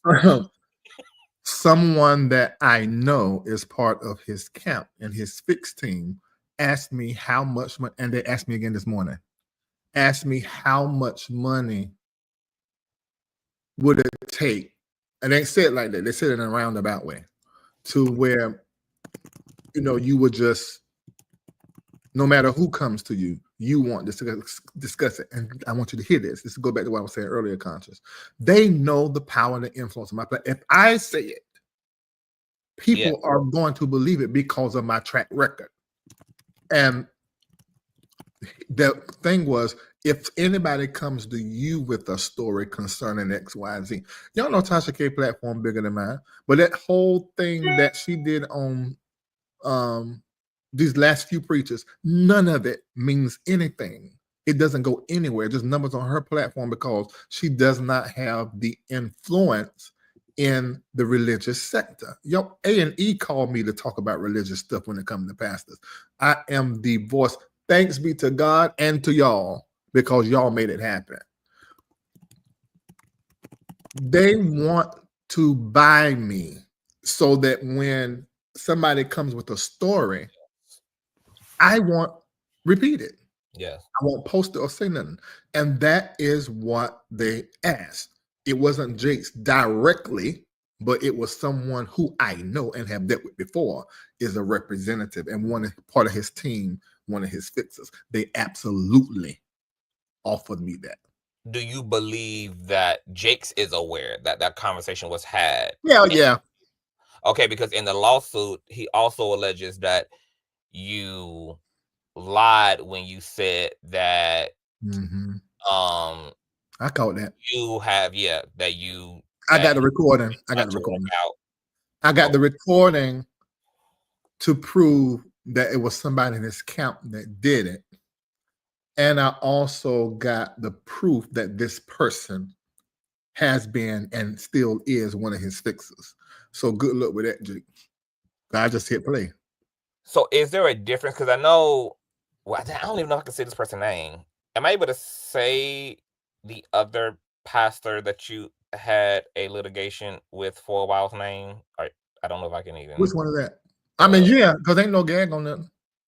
His church was used on Oprah, on Greenleaf. Oh, yeah, you can mention him. Okay, because my question was going to be, is there a difference between pastors trying to get you to be on payroll so that they can obviously have you help them to control the narrative, and you being willing to be a consultant for them? And would you today be willing to consult with pastors as it relates to PR, their public image, advise them about how to navigate this type of stuff? Okay, hold on. Marco texted me about something. Minus business, you working. He didn't know it. I think you talking about Dewey, right? Yes, Dewey. Mm-hmm. Right. I can mention his name. Everybody think I can't. I choose not to mention his name. That case was and they are well, Larry and we're good. Right, yeah. And we're good. First of all, I'm gonna say this. I have always thought he was a great man, even before, if you watch my platform. And although what was discussed was unfortunate, I did not like it, I still think that he is great at what he does. And I love that he used his platform for the disenfranchised, for women, for the LGBTQ. He's a voice for that. Yeah. So there's that. In that situation, Phaedra, who was my lawyer at the time, and we still cool. Phaedra, people give her a bad rep because she had reparations. I don't feel like that. You know, we've had this. It's been years ago. We have a discussion. It was her that there was some of my negligence because I didn't know. She didn't even read she didn't even read it, Larry. She didn't even read the agreement, child. I'm not gonna drag, but I like Fraser. We friends. It's just the truth. Why we just simply saying the truth, the facts. No drag. But that was what I did for my from other people that I know. I did it for Bishop Jordan. It was the same kind of thing. Bishop Jordan had been destroyed in media. And our contract that we went into for 2 years was to basically erase in the minds of the people what they had been programmed to believe about him in prophecy. And so that's what I did. I am a multimedia personality. So I can do that. I have advertised for movies, Sony. They paid me to disgusted. So it was the same kind of setup. It was taken by people and used as Larry being paid off. Right. You can be paid off for $10,000. I cannot. Yeah, so $10,000. Not even at that time. I was doing more than that in a month, even at that time. You know, so that was not the case. And everybody who said it, you were just lying because you don't like me. But that was not the case. Okay, so let's just simplify the question. So would you still to this day be willing to be a consultant for? I still do it. Okay. I still do it. Y'all just don't know I'm doing it, but I still do it. Is there a line in that though? Like, do you have your boundaries? Like, okay, Yes. I ain't gonna help your ass I ain't gonna lie. navigate. I've had that to happen in another situation that won't even have nothing to do with LRL, and I learned my lesson then. I'm gonna tell the truth about you, about what this is that you're doing. That's great and positive. Yeah. But I'm not gonna make you show up as somebody you are authentically not, because then I'm participating in you lying to the people. Right. It's great to establish. Clip that, haters. Okay. Shout out to my panelist Royce. Hey boo, y'all thumbed up this video. Fuzzy had a question and said, did Dwayne send a demand letter before he came to your show, Larry, or was that after he came? It was while I was in Africa. While you was in Africa. Okay, so that was after the fact. Hey, Bring the Mess TV says, Larry, do you always request receipts? Is that a mandatory situation? Even though it's mandatory, and that's why when I took this interview at the top of the interview, or either the next show, I explained why I took this story, because I had evidence of people being liable. Thank you, Pam, for telling me that last night. Of being authentically liable, and so, and the same person, Jakes. So it was the same kind of story. Yo, if these people will come and talk, it's the same story. And they don't know each other. What they do now. Yeah. Why would I not do that? I'll do that. Because I guess because it might not have been true for him, even if it's true for other people. It might not have been. I didn't have that thought. Yeah. Jerry Girl 2 says, was it okay? Do you have any more insight into the alleged stroke? Do you know anything about like what happened? This is what I was told. I don't have any evidence of this. So Ella hit me up. Apparently was a hospital worker and said Jakes was at the hospital and getting a checkup. I said, really? I said, yeah. But I haven't heard that anywhere. But that's what they said to me. I don't think he stayed overnight. I think he went right back home, but he did get checked up at the hospital from what I understand. But I don't have any way to prove that as the truth. I don't think he had a stroke or heart attack. Probably they took him to the hospital to see if there was a blockage, because he was acting like one of his like something was blocked. He's 67. Do you think it could have been a waist trainer? Say it again. You know what? Really conscious. Moving along. He said, please ask Dr. Reid if any of Youngblood's victims wanting to use his platform to tell their story would. Okay, so people saying, since you are fair, you create a safe space and you allowed Dwayne to tell his story, would you allow the people he's victimized to also share their story? Oh, the ones that Dwayne has victimized. Yes. What would be the point? To share the same way that Dwayne wants to just share. If they want to share being groomed in the church because some of these boys were groomed.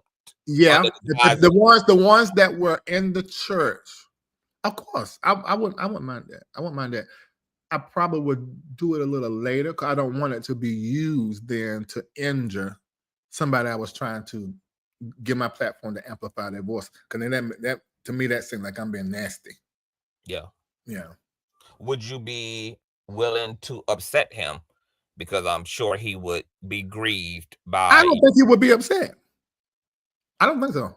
If any of the young boys. I don't think so at all. Because he's so clear on what he's done. He's very, very straightforward about it. Even when owning that he groomed and that he used his power to do XYZ, he's too direct for him to care about that. I think he doesn't care. Did he talk about, because as I was saying, like last night, I was kind of just like mad because I was learning everything in real time because I have not listened to the interviews. I said I'm gonna call Dr. Reid in the morning because I got questions. I don't. This is my first time experiencing all of this at once. This is a lot at once. Did he speak about the specific targeting of minors. Like, it's one thing to just abuse power. It's one thing to just be a narcissistic, That's what it was. maniac. But what is this thing with underage people? What is that about? Great question. When he taught of those that watched, every situation was totally unique in the sense that it wasn't like he was going after these people. It was like the opportunity. He just took opportunities using his power and his influence that basically fell in his lap. Example, here you have a mom as one of his members, holiness is right and gay is wrong. Her son, 17-year-old, I think it was, she found his diary where he was talking about he was gay. She went to the pastor, save my gay son. Didn't know the pastor himself was gay. And so then when they got in the back and they was talking, that's where you get this predatory thing come up, because it wasn't a matter of them just touching. What happened was the secretary was there. He sent the secretary home. So he already knew in his mind that he wanted to have some kind of interaction that could be viewed as less than appropriate. So we got into that conversation live, and I made him. I ain't gonna say made him. I walked him to a space to where he could tell that truth that transparently, and he did. So I don't think he would have a problem with me interviewing the people that he violated. I don't think he have a problem with it.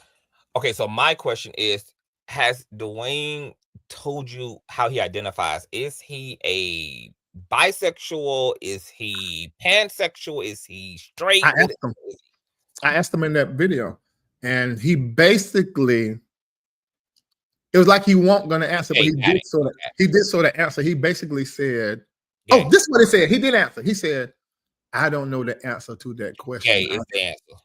Huh? Gay is the answer. If you don't know you like puss, baby, that's the answer, sugar. There's no other option. He said, yeah, but he mentioned that too. He said that basically he was saying that some people want him to like name a label. But it's like, if your wife don't care what you is, and she don't care, because I heard that she also stayed with him through. She's still with him. They happily. Okay, married. Now would you classify her as a damn fool? Like, what is your height? What is your? I would love her. I would love to speak with her to find out, because it's possible she knew when they got together of what his sexuality was and was not. So we don't know what she knows. I believe she know everything. I believe he called her his best friend, and I think that's the dynamic. If they're best friends, she knows everything. She knew everything before we knew it. And would you have stayed with your wife if she had done what Dwayne did to minors? If you what now? If she had done what Dwayne did to minors and had been a registered sex offender and found guilty of all of this, would you have stayed with your wife through these crimes? If the situation was like his was, meaning just because of his job and what fell into his lap and him taking the opportunity to feed his sexual appetite and deviance. If I knew about Lisa before she did that and she explained to me when it happened, it was nothing hidden, yes. Would my daughter still be in the house? No. But we would probably be in the house because I ain't too sure, But yeah, if I love you, I love you, and I'll try to work with whatever you got going on, keeping you safe and everybody else safe. But if I can't manage to keep everybody out of harm's way, then I'll probably break up with you. I can love you as a divorcee, baby. The love ain't gonna change. The relationship status might change, but the love might not go nowhere. But that status is definitely out the window. So then my next question. I don't know about that. If you love somebody. If I love somebody, Larry, under no circumstances could I, no, and let's be clear, because I am old enough now and seasoned enough now to know we can't change how we feel about people. So if you love somebody, you love them. It don't, like, they could be the worst. They could be a Jeffrey Dahmer. And somebody said, Larry, y'all didn't stay married without the crime. Stop it, sir. Let's see the fuzzy spirals. I love how you let the trolls interrupt my moment. But go ahead. Oh, I'm sorry, but you don't know our story. We did not divorce. If y'all want to know, it's a 3-hour live on Lisa's damn channel called Put a Pin in It, where you can get into every damn detail of the damn story, baby. Okay, so just go to Lisa on Put a Pin. And there's season 1 and 2 of Reading Things My Way. So what you're saying, people who know you don't know. You're misinformed. We did not divorce because we hated each other. We did not divorce because of. I think that person was saying that y'all had divorced for less. So yes, I get what they said. We didn't divorce for anything that happened.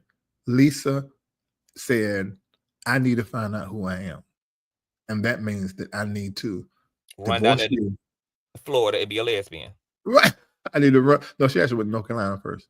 It's to live my own life. That's how that happened. So our divorce was done out of kind care, concern, and love for each other and what she needed. So it's not even that kind of situation. That's why we still the way we is right now. And I kissed her yesterday when she was in there. Not to mention that her ex-baby daddy husband is a millionaire. That's another reason to be real kind to him. Before I ain't. First of all, I ain't never been broke. That's number one.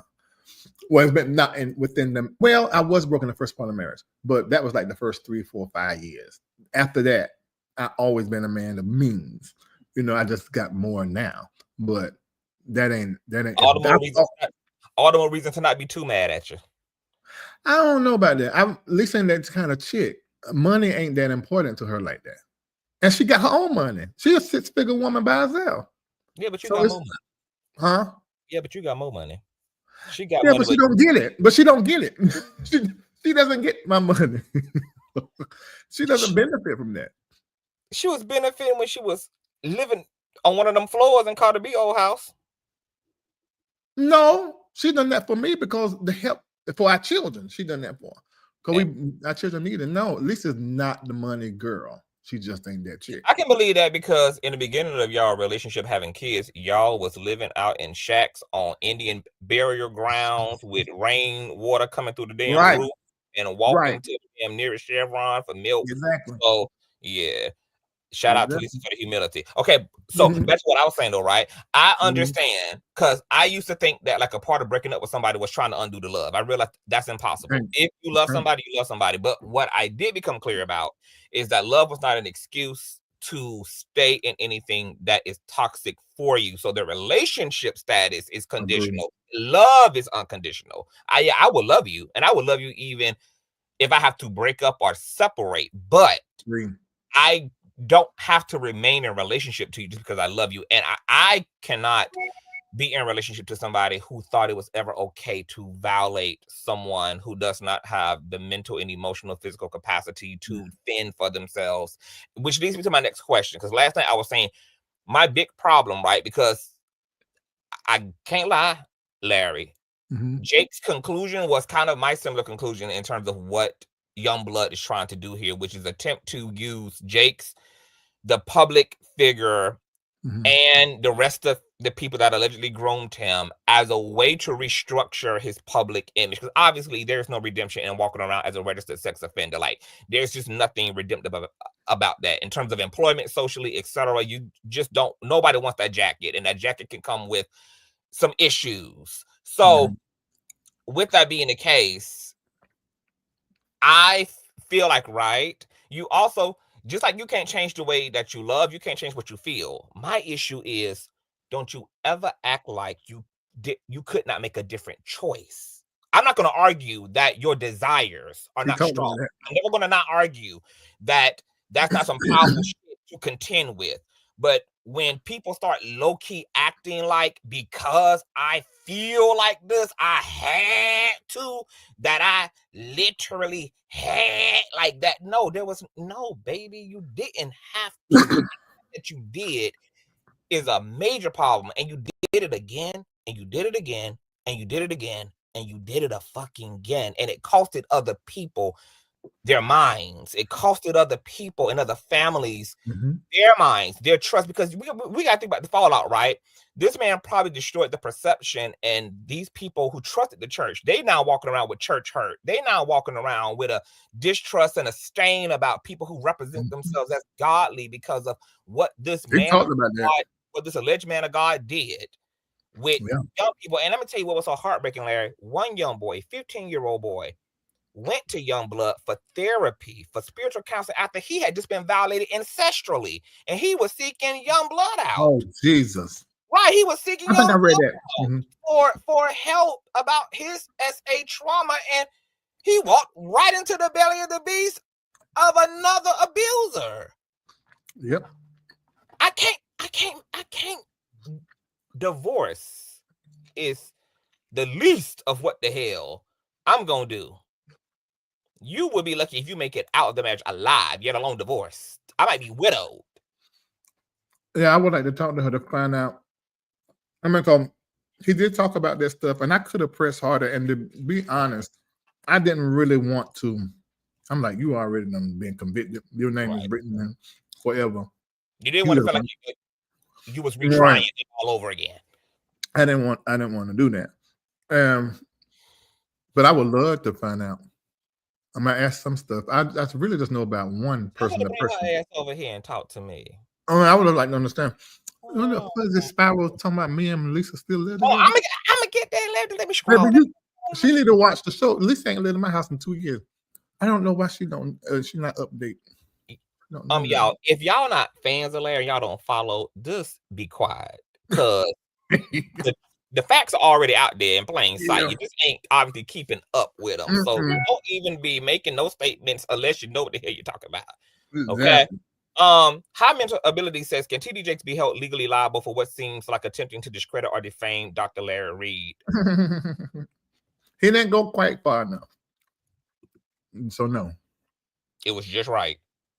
He did it just right, baby. You got right now, baby. He was smart. So I'm gonna tell you right now, if he defame me, I'm going after him just to build build jobs in Ghana. I'll get all the money I can to go over there and build up Ghana. Because I was going to ask you that too. If he really means that lawsuit and come for you, are you going to whoop Jake's ass legal? Are you going to give him that brimstone work? I'm going to call him directly because I got both his cell phone numbers. And I am going to say, I have this, I have that, and I have this. Take me off that lawsuit, or I'm going live to tell the entire world right now.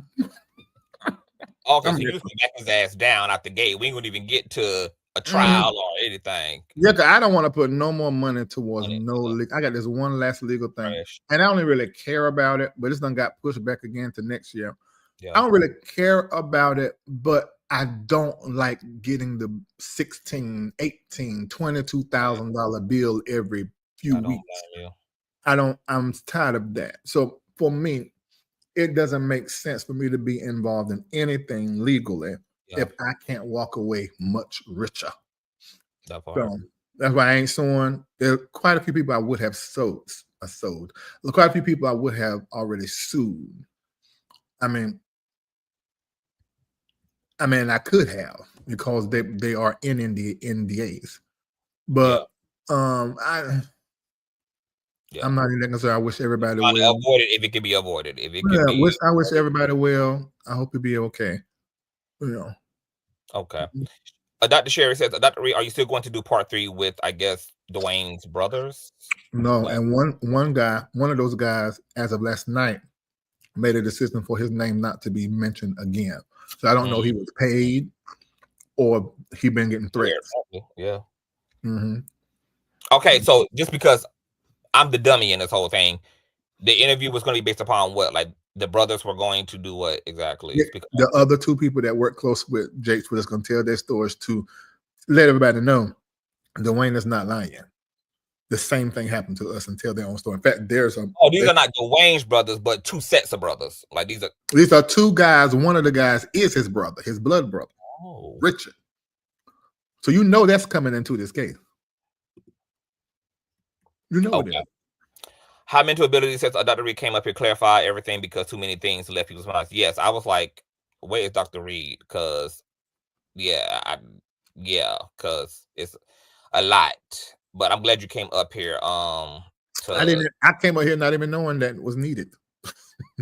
Yeah, because I said I told him last night as a disclaimer, I said, I don't know everything that there is. I said, I'm just now tuning in to the Jakes multiverse with all of this stuff with Dwayne. So I don't know a lot about what's going on. I ain't listened to the interviews. So I don't know. So I'm gonna have to get caught up. Mashonda says, hey Larry, I love the shirt and those shades. Do you think that you would put out a lawsuit on them two? Lobster?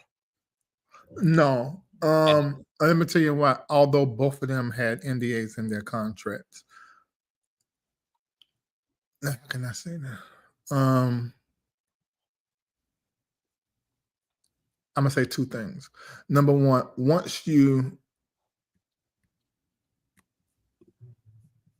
understand what is happening, for me, once I understand it, that's enough for me. So I didn't get in my ego and let me just drag y'all through court to get what? I just done that. I'm doing that now. Yeah. It's not worth it for me. Yeah. Especially right now in this climate, when I can take the $10,000 I have to give to, actually be 20,000. There's two of them. The 20,000, huh? Especially when you can cash out that to CTV, exactly. I'm more thinking leaning more to put it into a stock and do an option and double it and pull it out. I am a stock. I'm considered an investment asset. It just doesn't make any. It's nothing to get. It just give y'all something to talk about on the internet. I mean, who cares? Yeah, because as we already know, it could come down and writing from the Lord, and those who have already decided on the matter have decided what the truth is, regardless of what the facts actually are. EA basically asked, and they were not blaming me of a crime. I don't think. I ain't really paying much attention. Well, one did. A lobster. What was the crime? Well, I ain't gotta call him lobster because he did make things right, and he did retract his claims to Lester. You know. Oh, okay, yeah. Oh, when he claimed that you was knowingly giving things, and that there was like the house. Oh, yeah. Well, he came back and said that he was lying. Right. So that's and for those of you like, oh, he was paid off. Yeah, right. I wish I would. No, he won't no paid off. He just had. If anything, he was paid to tell those lies. Is what we proved. Hey, y'all better go. That's the conversation. Yeah, but yeah, I don't hate him either. He probably think that because I didn't speak to him the day I stopped speaking to him in 2023. The day I answered a number that I didn't know was him was the exact day a year prior that I had talked to him last. We had that conversation that day, maybe on the next day, and I haven't answered my phone for his text or call since. Do you appreciate the fact that he publicly apologized, or I told him in that conversation, I don't need for you to do that. I said, just let the lie stay out there. But you know, they don't tell this on the internet. Yeah. I said, you can let the lie stay out there. It's okay. That just so y'all know how much therapy, prayer, meditation, God, and having great people around you can build you up in a way to where you do not even care about a lie being told you, and it's actively online. And for some people, that's going to affect you. But I just believe that if I'm doing what I'm supposed to do, and I am all of what I say I am, nothing but good is going to come to me, and whatever's mine going to come to me. I told him, you do not have to do this. I do not want you to do this. That was my exact words. Yeah. So, but thank God he did it anyway, because it was the right thing to do. If you know that you done did wrong a lot on people, you need to make it right, rather whatever the situation is, because that's the right thing to do. I could see him. I didn't even try to get him to take down video. He told me to see if I can call Tasha K10. I've been no. He can stay up. I mean, it don't make no difference to me. I know him good enough to know he was not okay. He was not himself. So, which is why it's also okay for him to take accountability, make it right, because it's not okay for you to have to pay for him not being okay. Yeah, you're right now. Yeah, so shout out to him for making that right, because there's a lot of people who still have yet to make it right. So, you know, I got to give him credit for that. EA basically said, when you think about all these pastors in SA, so I want to simplify that question. What do you, like, when you think about what the hell? Y'all don't want me to answer that. Y'all don't want to answer that. Yes, y'all ask Mr. Larry, and you know he has an Aquarius mind. I'm gonna tell you this, and this is gonna, and I know people are gonna use this. Okay, well maybe you need to be careful. Hell, I don't care because they just use it for. Let me tell you, I love for people to put my name in captions and lie, because what happens is your folk come to my platform, and when they come over there and see you're not being discussed, and I'm on a whole nother place, they're like, wait a minute, this is a little interesting to me, and they watch. And some of them end up donating to the platform and emailing me saying, I am from this particular YouTuber's platform. They talked about you so bad. Yeah, it happened to you. And now they're faithful followers. So y'all really work for me and do not know it. You all work, and you work for Consciouztv. Unofficial employees. You are. And we don't have to pay no taxes on you. We don't have to pay you. So that is fine. Do what you do. Now, I don't like my name connected to crimes. Yeah, I don't like that. Now that it bothered me, and I have to talk to myself. Okay, don't kill this person, and don't sue them to show them that you got power and pull. You know that does bother me. I don't like that because I'm not a criminal. I do not have any record of any kind except for bankruptcy. That's it. Do I think Dwayne was groomed by Jakes? That seems to be his underlying goal. Yes, I believe that. If you believe his story, I believe that. And I'm going to tell you why I believe his story, because it's the same as 3 other people I know. One I just talked to this morning, he purposely does not pay attention to anything concerning Jakes because of what Jakes did to him. And so he just happened to text me. And I said, you hear about everything that's going on concerning Jakes? He said, you went to cussing. I said, just so you know, the exact same thing that this guy said he did after y'all sat and talked for 3 hours after Jakes put your wife out and you was crying and vulnerable. He got up, according to him. Jakes got up and pressed himself against him in an inappropriate ping tip to ping tip. Ping tip to ping tip. So, wow. That's why Dwayne's story, I believe it. I don't know if it's the truth, but it's too much of the same. And I know Dwayne didn't know this guy's story because I never told the story publicly. I interviewed a guy about something totally different and kept Jake's name out of it and Creflo Dollars. Kept him totally out of it when I could have put them in it. But it wasn't public information, so why would I do that? How much of the religious sector is hiding their preferences? What do you think is going to be the day where, like, what needs to happen for there to not be scandal or lying under the church? They're going to have to turn into Larry. Because I'm a pastor, I'm a preacher, I'm a prophet, I prophesy, I do everything that these people do and do what they have done. I've preached in front of thousands. I've sang in front of tens of thousands. I've traveled to all these different countries. The difference is I tell the truth. Simple as that. And I in times past, and I'm not going to say that I always should have, but hell, it's worked in my favor. I tell on myself.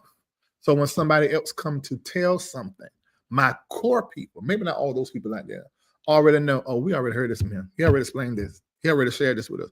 That's what these pastors need to do. And they can't do it though. I hate to tell you that they can't do it because it's going to mess up their money because of how they have trained their people to be invested in a lie. And the biggest lie is that they are not human beings. And getting back to the question somebody asked about the essay of young boys, Christianity, as practiced in the West, is built upon the essay of young boys. So, yes, in order for that to stop, you're going to have to uproot and reform the entire religion. Okay, interesting question. That's probably going to piss a lot of religious freaks off. What do you make of the instance in the Catholic Bible where a young boy is running naked from Jesus's tent in the middle of the night as the guards are?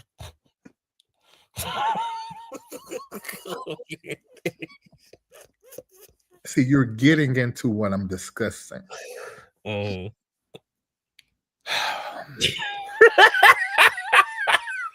Y'all can't take the history. You would not be able to take the history that I could drop out of my mouth right now. It is in the practice of older civilizations. Conscious. To introduce the older women with the younger women, the older men with the younger men, to introduce sexuality to them and by the exploration.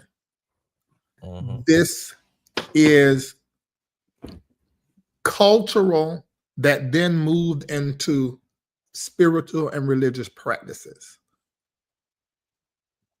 And I'm going to repeat what I said. Christianity is built upon the essay of young girls and boys. Yes. That you can't change the history. I mean, it's just what it is. The exploration that they did with the bodies. It was the older men with the younger boys. The first time they will emit or come, that was with someone of the same sex. It was taught. It was the norm. It only was improper if there became some kind of penetration. That is when they say, okay, now this person is homosexual. They would be fit to be a eunuch. Let's remove the penis and still keep them in the court of the king, which ended up being to where still his breadbasket was used by the king. But what I'm trying to get you guys to understand is this is so much a part of Christianity, the way it's the same Christianity. Yeah, you running people up on damn live because baby, this is too, the tea is too piping hot. I mean, what you're saying. What? I said, you see how you are running people up out of the goddamn live stream? They're leaving because the tea is you know, yeah. But that's I'm listening. You can what the implications are, Dr. Rita, what you're saying. So it could be argued that because this being a founding feature of Judaism, that there is a literal spirit that is moving generationally through this generation, contributing to some of this sexual heinousness. Yeah, but see, yes. Times have changed, cultures have changed, the where stuff has become illegal, and I think it needed to become illegal because these people in power were taking liberties, taking these practices, I'm gonna say liberties, way too far. And there was not consent, and there was abuse, and there were people that will handle wrong. So that's the laws began to evolve. And now it's evolved to the place to where it's ridiculous because now all same-sex activities are really illegal in about 40 states still today. Although it's on the books, it's not enforced. Right, that's what I'm saying. It's still in the books. So the laws have went way too far. It's still very outlawed in many other countries. Very much so. Yeah. You know, so yeah. So let me just leave it at that. Okay, wait. So I just want to add on to something because with Christianity, what a lot of people also don't know, because this narrative has been falsely hijacked by hoteps and black supremacists, that how can I say it? Edophilia, for censorship purposes, edophilia is European. What they also refuse to say is that edophilia is deeply cultural in pre-colonized Africa, before the white man even settled. I didn't even want to get into that. Before European white men ever settled on African continents, there were cultural practices similar to what you were saying about Christian. That's where it come from. Practices around, yes, SA. There were literal institutional laws in certain African communities where the warriors could actually pay a bride price to the parents of a minor boy and have him occupy them on their conquest and act as alternative sexual partners. Absolutely. That's 100% true, y'all. You're not lying at all. That is 100% the truth. But let's look at that. Let's look at that.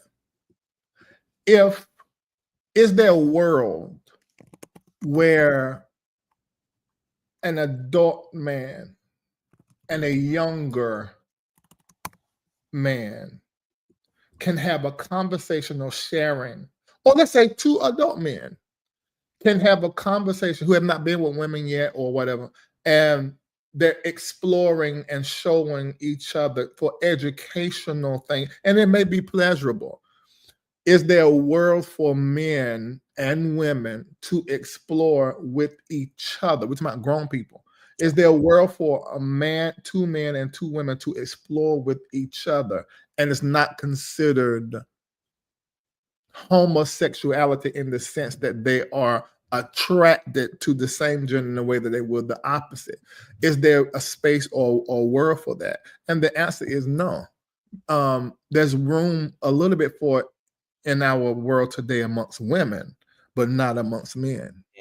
Yeah. And that's the conversation that we need to have. If we were more sexually open, or explorative, and gave people space to explore, what would that world look like?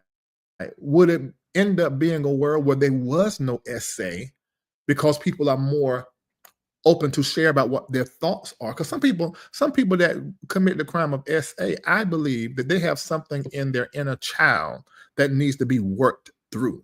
And if they could give that voice, they can work through it. But if they don't ever give voice to it, then whatever you suppress, not only will it depress, but it also turns into a cesspool. And I think that is what we're seeing in our community, because people are not able to have true conversations about what they're thinking and feeling. That's just what I think. No, that's facts. And I think that patriarchy plays a large part in why there's still a taboo around male sexuality and male curiosity. As you said, there is a double standard when it comes to women in the Western world, but with men, especially Black men, there is still a lot of work that has to be done around humanizing Black men's sexualities, their arousals, etc. So that's a forward moving conversation that we need to continue to have. And I think that we can get there. I think if the LGBTQIA plus 123.20 continues to put its big 16-inch heel on the next dominant society, that it forces the society and dominant society to continue to interact and challenge their ideas around sexuality. We're having a lot of dialogue in this community. A lot of mental health experts and sexologists and sex experts are also participating in furthering and humanizing sexuality. I actually believe, Dr. Reid, I said this before, that I actually fully believe that the original orientation of humanity is actually pansexuality. I think we've been socialized. Of course. That's scientific proof. Yeah. That's proved scientifically. Absolutely. Because as many as straight men want my peen and bus, I'm like, there's a lot of, most people actually have the capacity to actually bond with members of the same I don't know if they want your peen and bus. They want you, because your energy is at times feminine, and masculinity is, I mean, it goes from extremely masculine in the sense of what we would say men are, and there's a masculinity that is very feminine. Because we do not embrace that, I think that's why we have what I would call the deviant factor in sexuality. Because if I am a man and I'm very, cut wood, hunt, and basketball and football, all of that stuff, but then I'm a man who paints my nail, wears hair, our world does not appreciate all of that as masculinity, expressions of masculinity. If we did, I think our world would be totally different. I think people will, their sexual expression will be different. Absolutely. Because people will be able to be free to just be. I also think, and this is proven almost in our world, everybody, opposites attracts. And the very masculine man loves femininity. Mm-hmm. And so he goes to the woman. I believe there's many men that have chosen heterosexual practices to suffice their deep need to explore femininity in the masculine world. And how do we know that this possibly could be the truth? Because most of the trans women are not dating gay men. No. They're dating straight men. Hetero-presenting, hetero-identifying men, yeah. That's what I'm trying to tell you. And other men who are attracted to me identify as heterosexual. There you go. And a lot of times, me and you don't get along because you're so feminine. And I'm like, I ain't doing that emotion, so bye. And it irritates me, but it also grows me. It irritates me to where I'm forced to expand my masculinity. Your own femininity. Say it again. Because you are resisting your own femininity. I don't resist my own femininity. I just got Botox. I just got fillers that I got to have for the dissolve. I just had my eyebrows microbladed, and I got on pink. That's unisexual. That's not per se feminine. That's some things are in the middle part. It ain't conscious. As much as my hand do like this sometimes, no, I don't have any problem with it. I just had on that outfit with no sleeves, a Beyonce hat, and high heel boots. You know I don't care about that. And that femininity irritated me. What you mean? I was gagging you.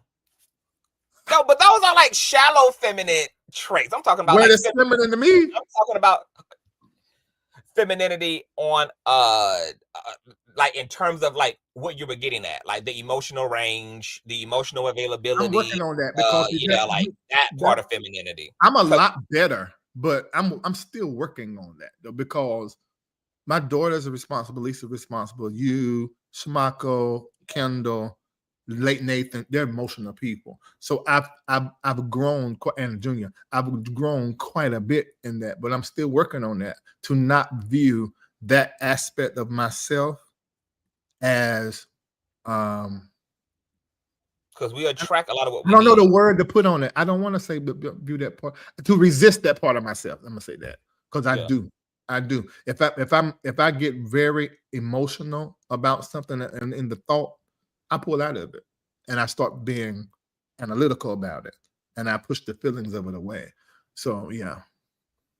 Mm-hmm. So also like what you were describing a little bit of was a genophilia, which is an attraction to femininity. Mm-hmm. So if you have men who identify as straight, of course they don't see themselves as gay or bisexual, because even the men they are attracted to are on the feminine spectrum. They are attracted and aroused by femininity. Yep. Androphilia is the same way, where it's an attraction to masculinity, which is why a lot of women who identify as straight don't consider themselves gay, even if they are attracted to women, because women they are attracted to are also masculine, are studs. They're attracted to masculinity. So their partners can be of any gender. It's really based upon the feminine, masculine spectrum. And this is why like it's just interesting how just sexual psychology is very nuanced. Mm-hmm. And of course people are enjoying this, saying that it's always epic. Yeah, because you know you're talking to two non-dummies. So yeah, amazing. But you know, I'm telling you, I've seen there's these guys. I mean, they have breast, hips, and they really big guys, plus size guys, but they shaped like back in the country black women, and they have either niggas as their man, or they have a trans male that's like a whole nigga that's their man. Yep. So you still see that attraction and connection between the femme and the masculinity. So that's a whole conversation. I don't know how we receive a top and a bottom, even in lesbian and same gender. You still see the polarity marrying each other and being inclusive of that balance. That's what it's all about. So I think what got us in this conversation was the question about Youngblood, because when I asked him, he basically was saying, and I pulled back on it, he was like, he didn't know. He didn't know what to call himself, and that he was still understanding it. Sonny says, Alaire, do you believe that emotionality is irrational? Because many men that are cerebral believe yes. Because women inherit this same bullshit judgment that you answering for me. Y'all emotion, because he just said you answering for me. emotional. But he also said, no, he don't believe it. It's just not what he's naturally oriented towards. So Larry has to manufacture that part of himself because naturally he's oriented toward the more cerebral, right? I mean, you don't have, I mean, you know me good enough to answer the question. You did. You answered it right. That's true. I don't, and I've checked to make sure that I don't, on some level, believe that being an emotional is being irrational. Although I've seen that a lot. Yeah. But I don't. Because we've also seen irrationality in the cerebral. People make a lot of terrible, atrocity-oriented decisions from a cerebral. So both the cerebral and emotional can be polarizing and dangerous. But no, there's definitely intelligence in emotion. And I mean, like, that's why we call it EQ, emotional intelligence. That's a part of our humanity and navigating each other in relationships and navigating the fact that we all have an emotional body, we have a mental body, we have a astral body, a spiritual body, etc. We have all these aspects. So there's power and divinity and wisdom and truth and all of that shit all up in this stuff. So people asking, when you gonna bring me over there to get into all this stuff so we can do some of this on Larry Reid Live? I don't know. It will be my Patreon. I don't know if I would do it. If you know, I ain't never did no hard sexual conversation like that on my main platform. That's Patreon. Nerve to be asking when we ever gonna get to a society. You know why? Because we ain't kicking the door down, being the Madonnas of the 21st century. I think I am. I'm actually hearing from Dwayne right now.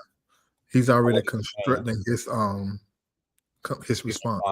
Oh Jesus! Is he sharing with you what some of that's going to look like? I tell you. I ain't gonna stay up here. Oh, privately. Okay, good. Okay. Oh wow, that's all. I mean, not good. If he put this particular thing in here, it's gonna make an investigation with the FBI. It's definitely going to.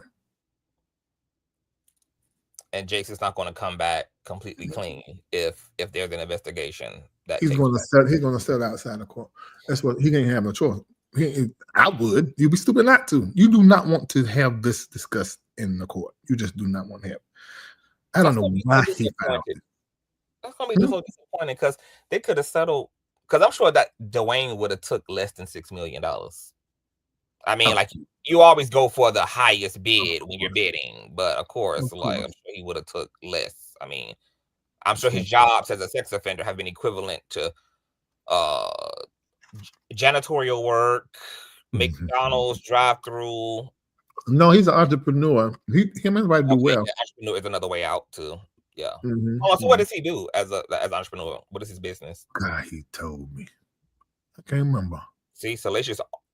Larry only chronicles the salacious parts. That is not true.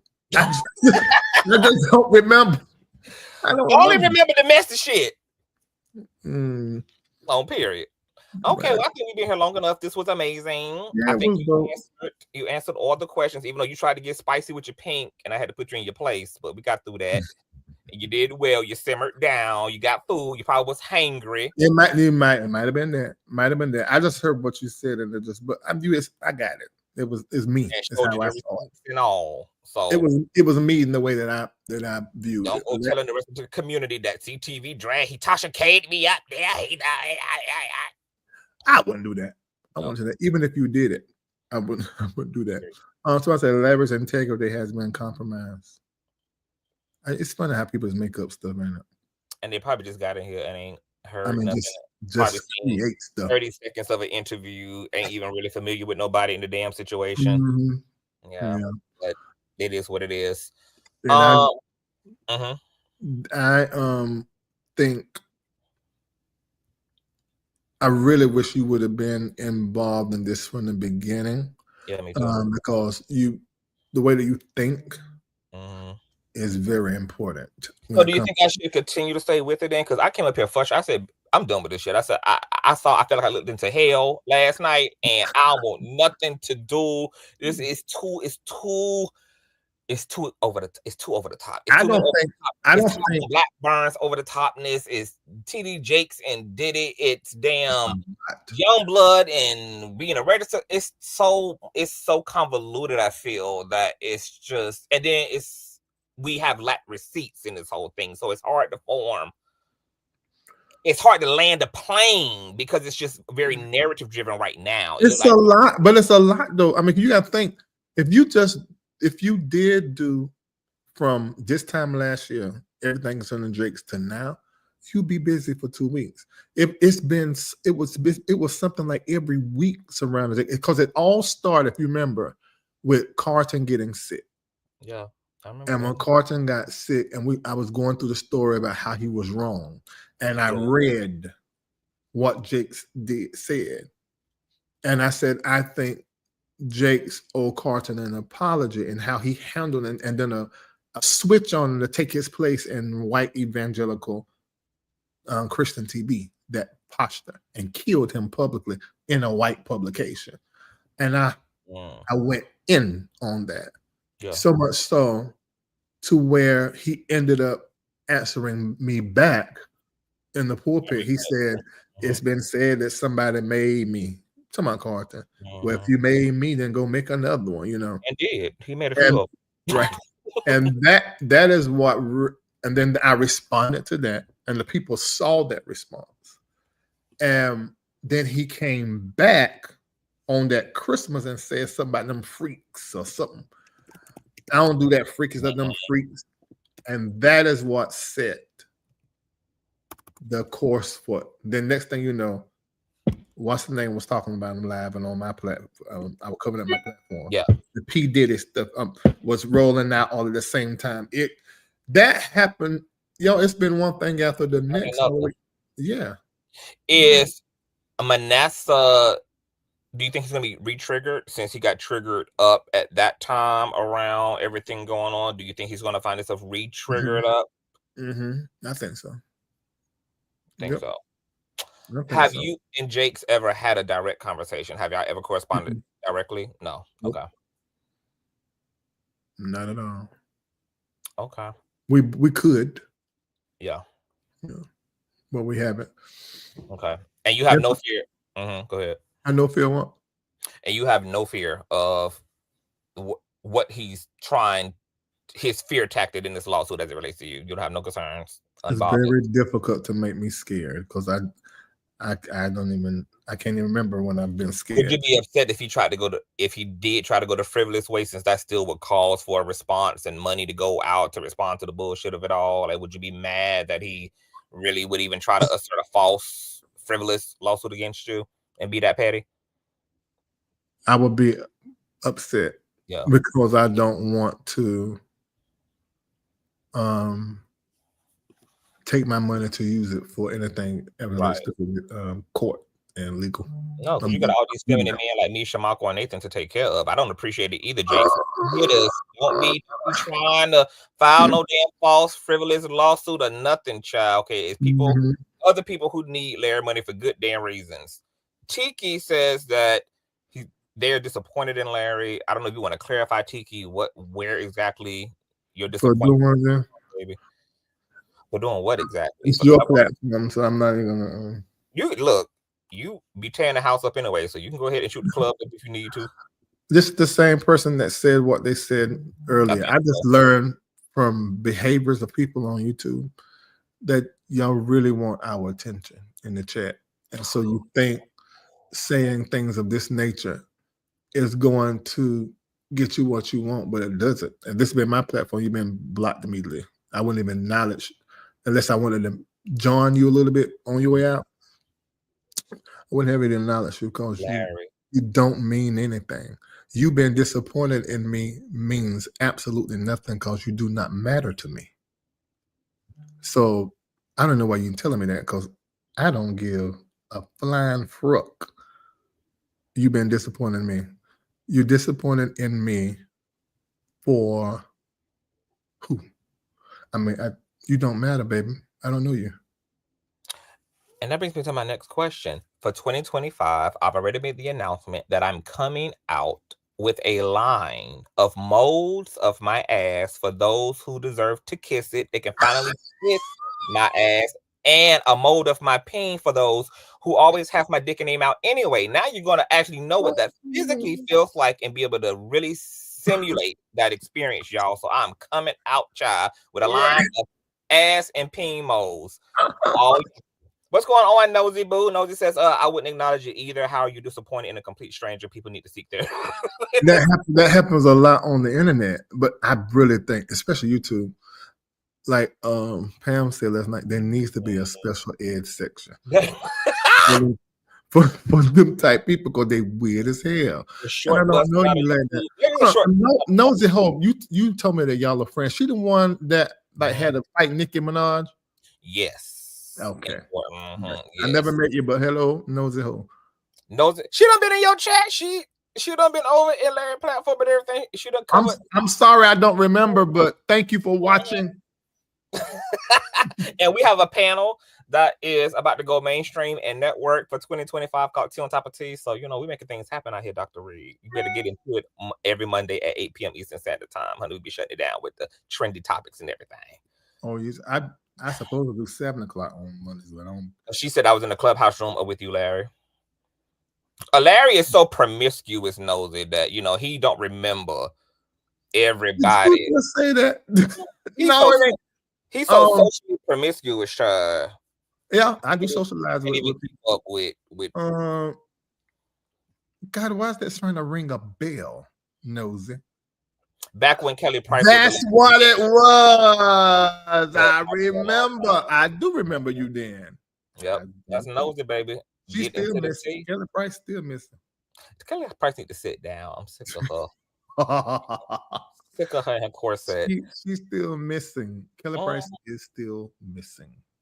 And these people are still missing when you're going to finally let me turn it out over there in Patreon or turn it out over there on Larry Live because they sick of us being so good. I think we should have, we can have the conversation we were having a few minutes ago. Yeah. We do need to have that. In fact, it's so funny because it just came up last week about having a conversation about sexuality with all patrons.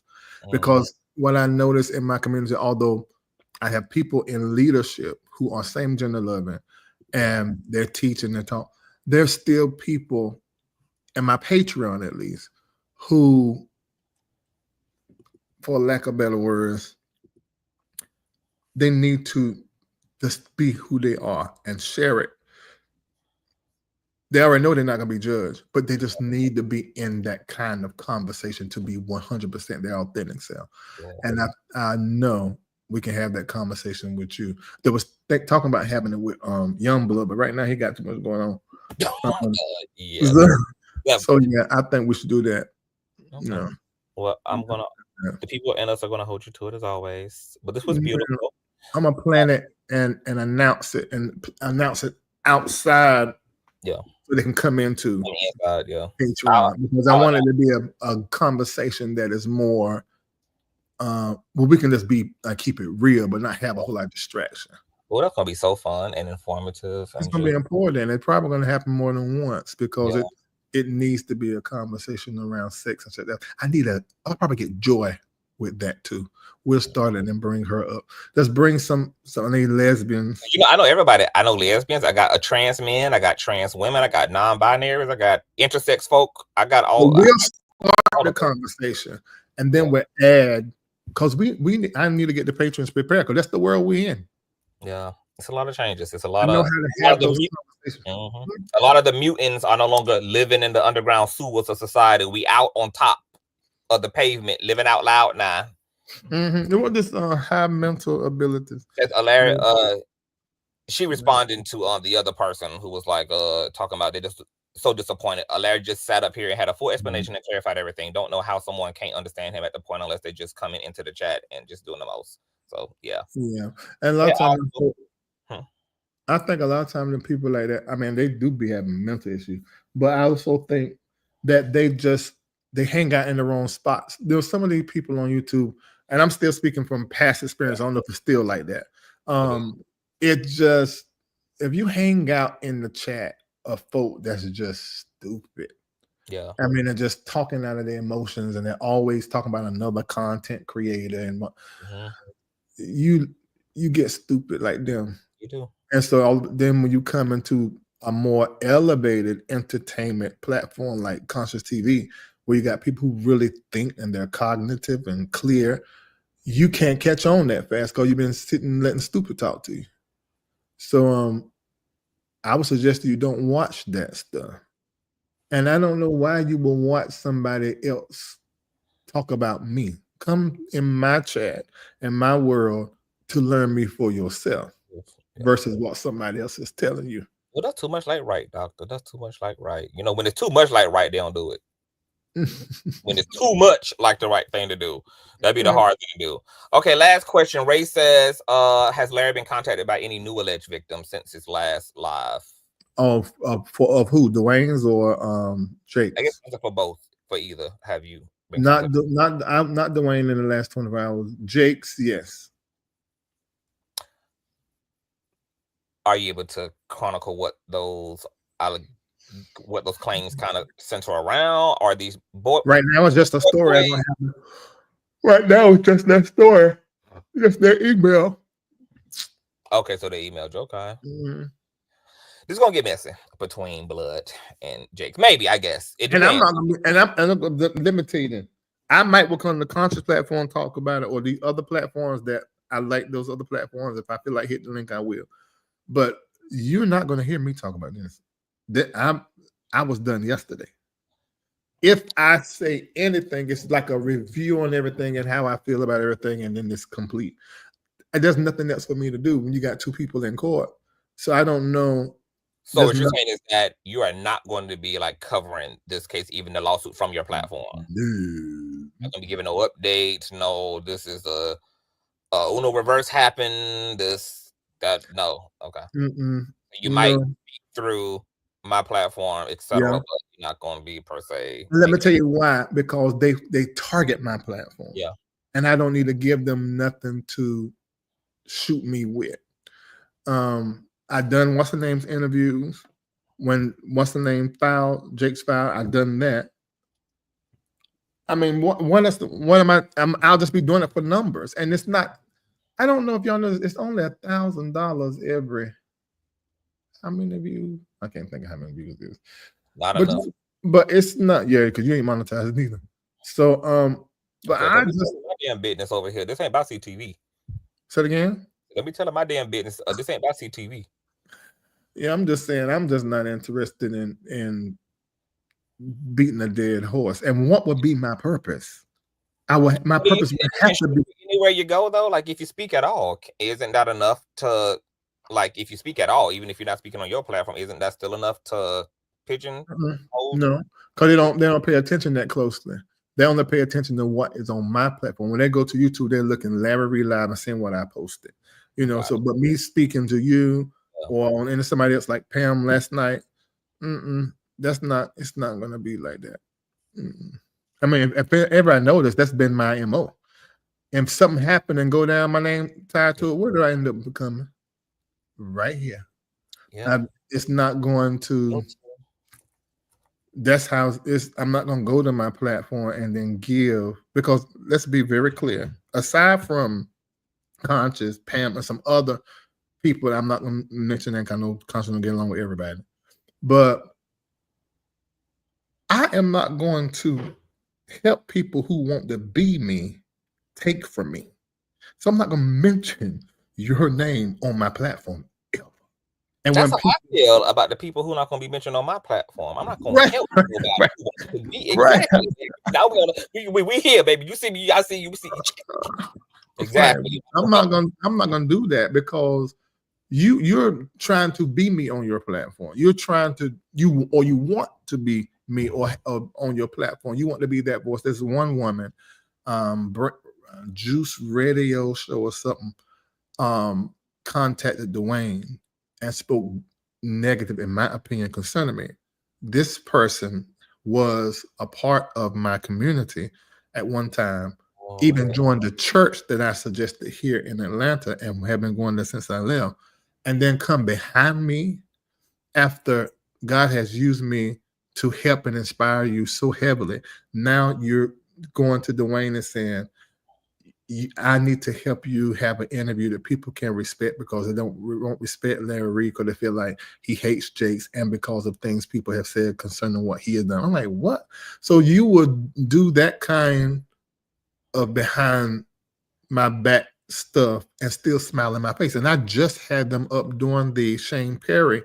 They said something in the comment section, dropped the link, and I let them up beside me, and I told people about their platform and who they was. And then you do that months later. People are wicked. Now you know what I don't fool. That's why I don't fool up with folk, Larry. I can't deal with the backbiting, because all that type of shit go on, even with the people that you ain't gonna name on this platform ever. All the fake shit, all the two-faced, the passive-aggressive stuff. People can't say what they need to say. They do all the slick shit. They smile in your face, and then they want to go send salacious content out about you. And I can't deal with it. That's why I mostly now, I really just stay in a very small cottage. And I really am. I think I'm at that age where I just need my peace. And I don't want no weird-ass energy around me. I'm tired of it. I live my whole life accommodating weird-ass behaving people. I don't want no weird-ass people around me no more. I don't want it. Because I can do without these people. I got the 50K without none of these weirdos. So it ain't nothing I can get out of it to begin with. Whatever I need to do, I can do on my own. So I don't need to be bending and flexing and accommodating the bullshit of it all. So I do what I do. I went viral for the first time this year. That was amazing. And after God just really started showing me what I'm capable of, what TV is anointed to do, and what my potential is. Once I saw the glory, I was like, oh, now the bar done got higher. I had a bar, but now it done risen even more, that I'm even clearer about it all. So that's real sad. Are you thinking about confronting her, being like, bitch, what was that about? Oh, no. Okay. I'm gonna say this. Okay, can I say this? I like peace. Yeah. And if I have peace, that's all the peace I need.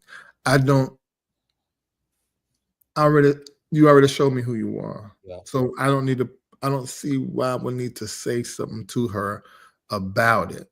I see what I've learned, and I've learned what I see, and I'm complete. And that's just that. I mean, I just want to observe and adjust. Observe and adjust. Just that. Somebody said Larry Reid has never said that he hates Jakes folk make up stuff. That's what they like to do. They just like making up stuff. They love me, especially when they can put my name in it. They just like making up stuff. But the thing about it is, you are integral enough to say that if that's the case. If you got a problem, I got a problem. This is what the hell you did, and you're not gonna run from that if that's the case. No.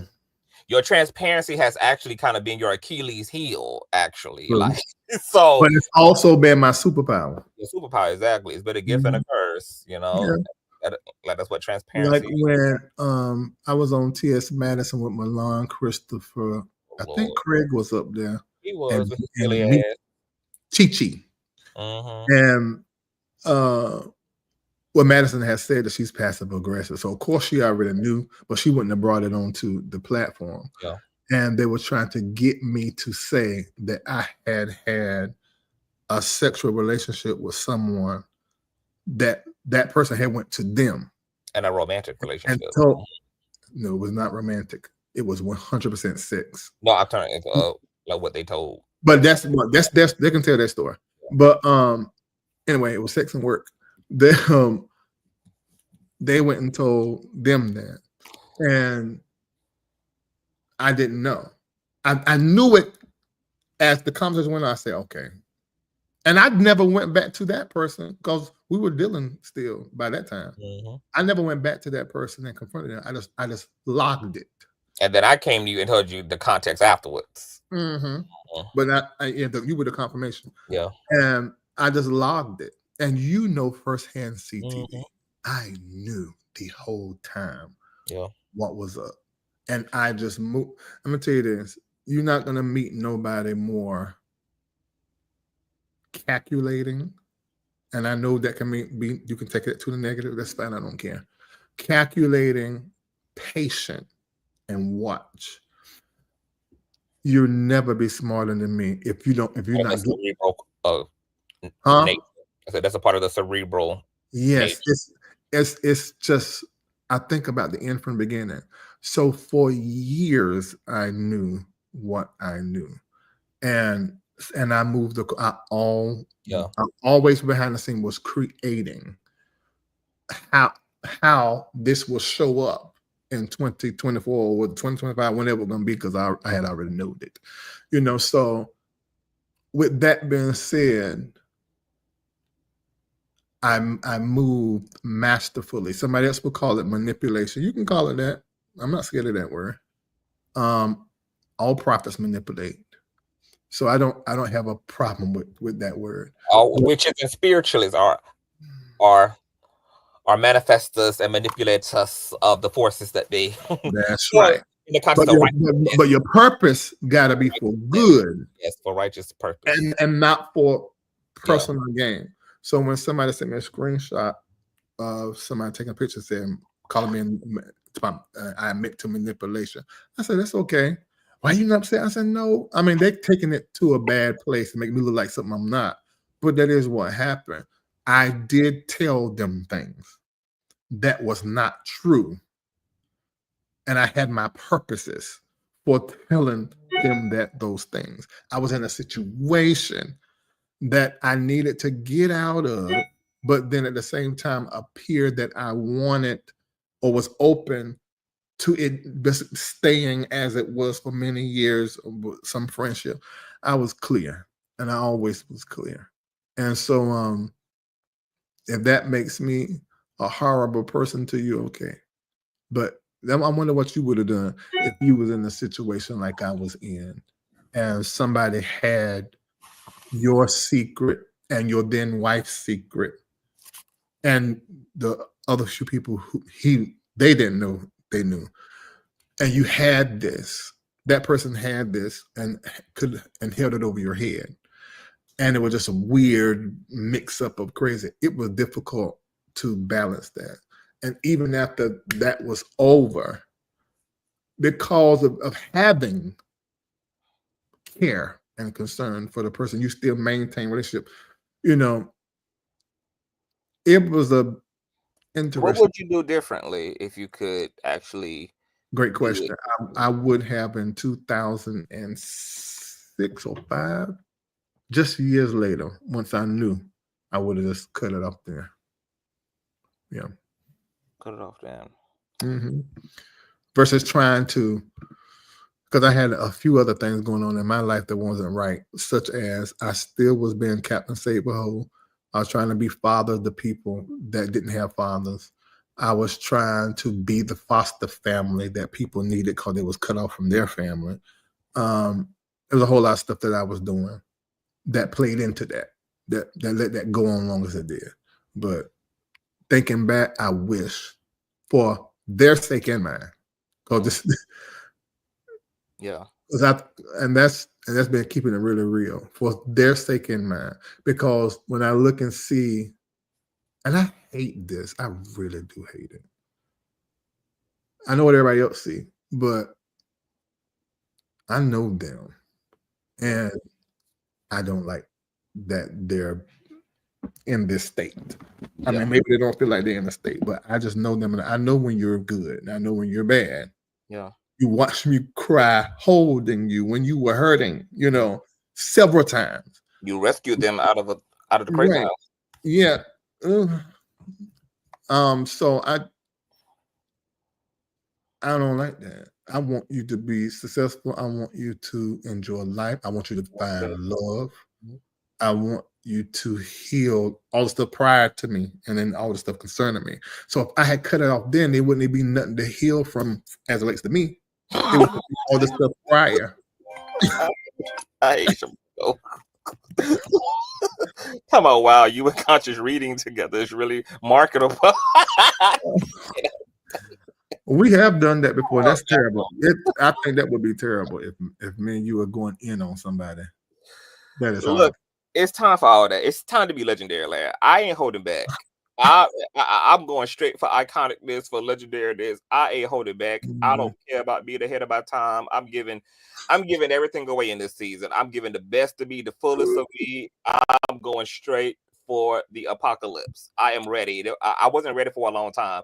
Now I am embodying my craft and my purpose, and I'm unapologetic and I'm unafraid, and I have been tried by fire. And I'm at my righteous, I don't give a fuck. I'm ready for you motherfucking hoes now. Now I am now. I think I'm in the same place, except I'm not as. I'm a Scorpio with it. Yeah. You're an Aquarius with it. But I'm here with it. You feel it in your whole being. Yes, it's gonna. Yeah, yes, it's the Phoenix Force on fire. My question to you though is like, do you feel, considering all that you have done for people, as much you even sacrificed your marriage, really? I remember you and Lisa talking about this in Patreon, where she felt like, damn, I never had a chance to really be married and have a husband because ministry consumed our life. It took up so much space in our lives. With you have given all that you've given to people, do you feel appreciated? Do you feel like you got your just dues when you look back on it? Do you feel like, yeah, I feel like I got my community? Like, I don't know what I'm really asking, but maybe I feel like I did, not horizontally, but vertically. He kept, man, he paid me back, and it's still paying me back. I don't know if there was a point when I felt like I deserved, and it could be true, but I'm just telling you how I processed it. I felt like I deserved certain things, and I also deserved for people to speak up for me, to be more vocal. I felt like that that people did not do me right. But you don't always reap where you sow. So I began to look at it differently, and I began to see, wait a minute, I didn't get it back from them. You don't always get the change back from the people you gave the dollar to.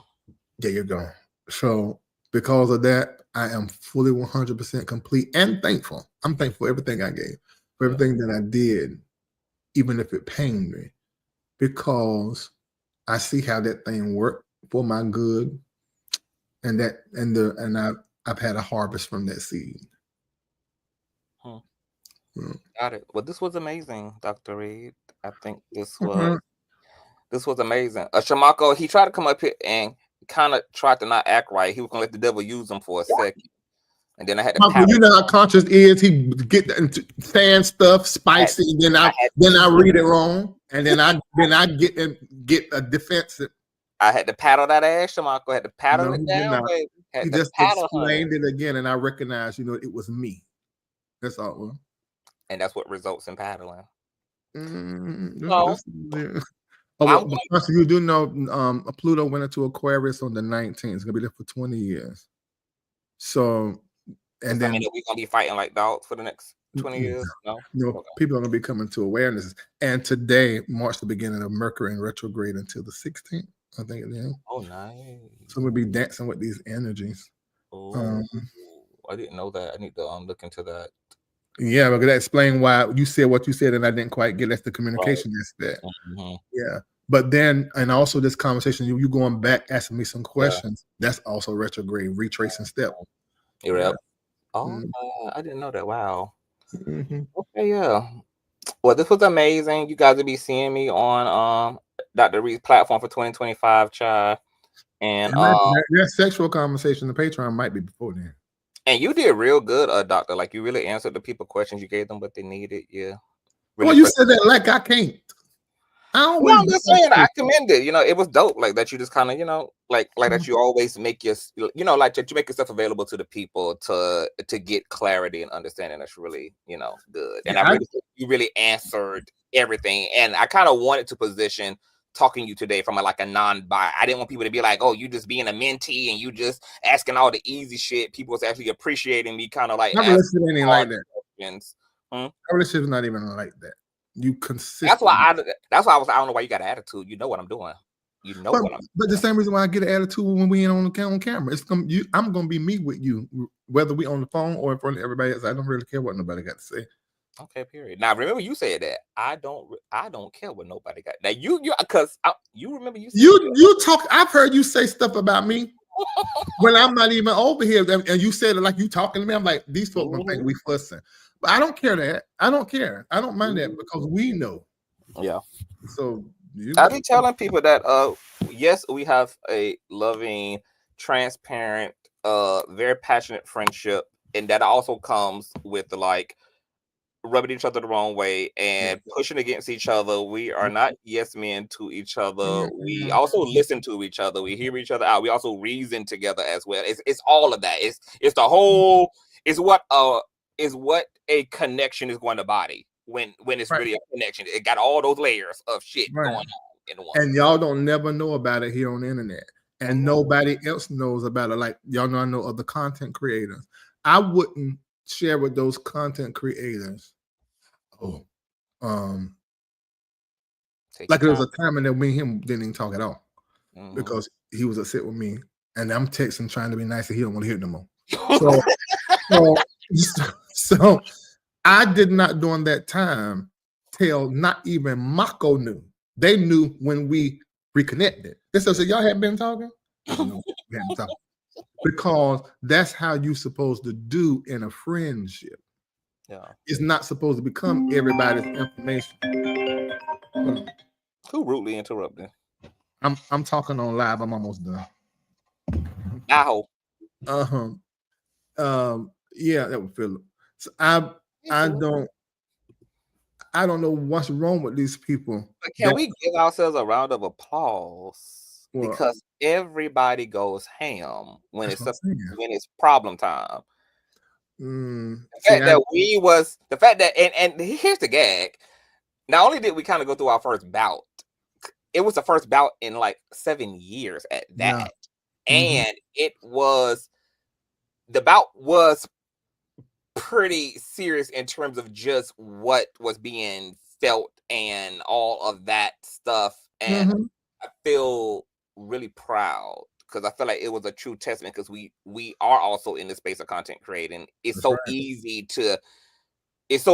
to move through this medium about everything, especially because as content creators, we used to sharing anyway. So I think that was a true testament, and it actually has made me feel safer. Right, and we did that having associates in both of our life who don't like that we close. Yeah. So what would I look like then going to somebody who I know don't like Conscious and telling them, "Oh, we're not talking right now." Right. That's really messy. Opping the hell up. that is really messy. So all the way up. Yeah, like, so I wouldn't move like that. Yeah, the only people I talk to and break down are people that I know love the other person because I feel like that's my way of understanding and being reasoned with. But talking to people that people that don't fuck with the other side and they ready for some ish and they gonna really try to inflame that rather than try to help that. Yeah, that's you'll never know that. Anybody in my life, you'll never know that. And clearly Conscious the same way. It is never gonna come on the internet when I got your phone number and we talk and we cool. No, I'm not doing that. I heard Madison say that. And she said that's why she cut a whole lot of people off. She did, yeah. Because people running to it's not cool. No shade to Gio, no shade to Oliver. I know both of them, and we have good conversation whenever we talk. I haven't talked to Gio in years, but I'm just saying these are not people that I hate. But what I'm saying is it should have never been, up under no circumstances, where Oliver or Gio will come on the internet and talk about TS and she didn't know nothing about it. That should have never happened at all, period. None. That time when I came on the internet to discuss what happened at TS house with Kaya, and I had brought my now assistant and former assistant with me, I called Madison and I said, I am going to go online to address what Kaya said, because what she said was bored. I've had a that is beautiful. I'm live talking. I'll call you back. You made that? That's sickening. And they came here the other day and they recorded my whole house, the trees you done and all the things that June did. I'm putting it online. I'm gonna send it to you. Okay. All right. I'll call you back. All right, if I had talent like that, I would never be broke. But anyway, and that should have never, and I know somebody's gonna take this back to them. Nothing in my heart towards Gio and Oliver. And even the stuff they told me while working with her, I would never say that. And I'm not saying that they told me bad stuff either. But I just ain't that kind of nigga. I'm not like that outside of the internet. I'm not like that on the internet. But I will say that Gio and Oliver's gripes should have never came to the internet. It's just wrong, in my opinion. Yeah, I mean, I don't preference using the internet when it comes to my real relationships. If I don't give a fuck about you, I still ain't gonna come to the internet. But if you fuck with me, I'm definitely going to hell. But when it's like, if I love you, I can't do that. I really have to be true to my actual heart, and I'm just not going to act a buffoon, no matter what the situation is. However, I love Gio.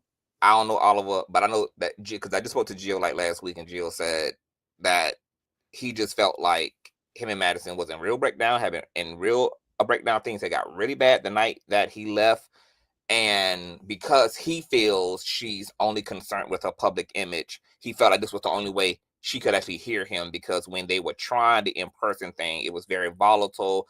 She was, being physical.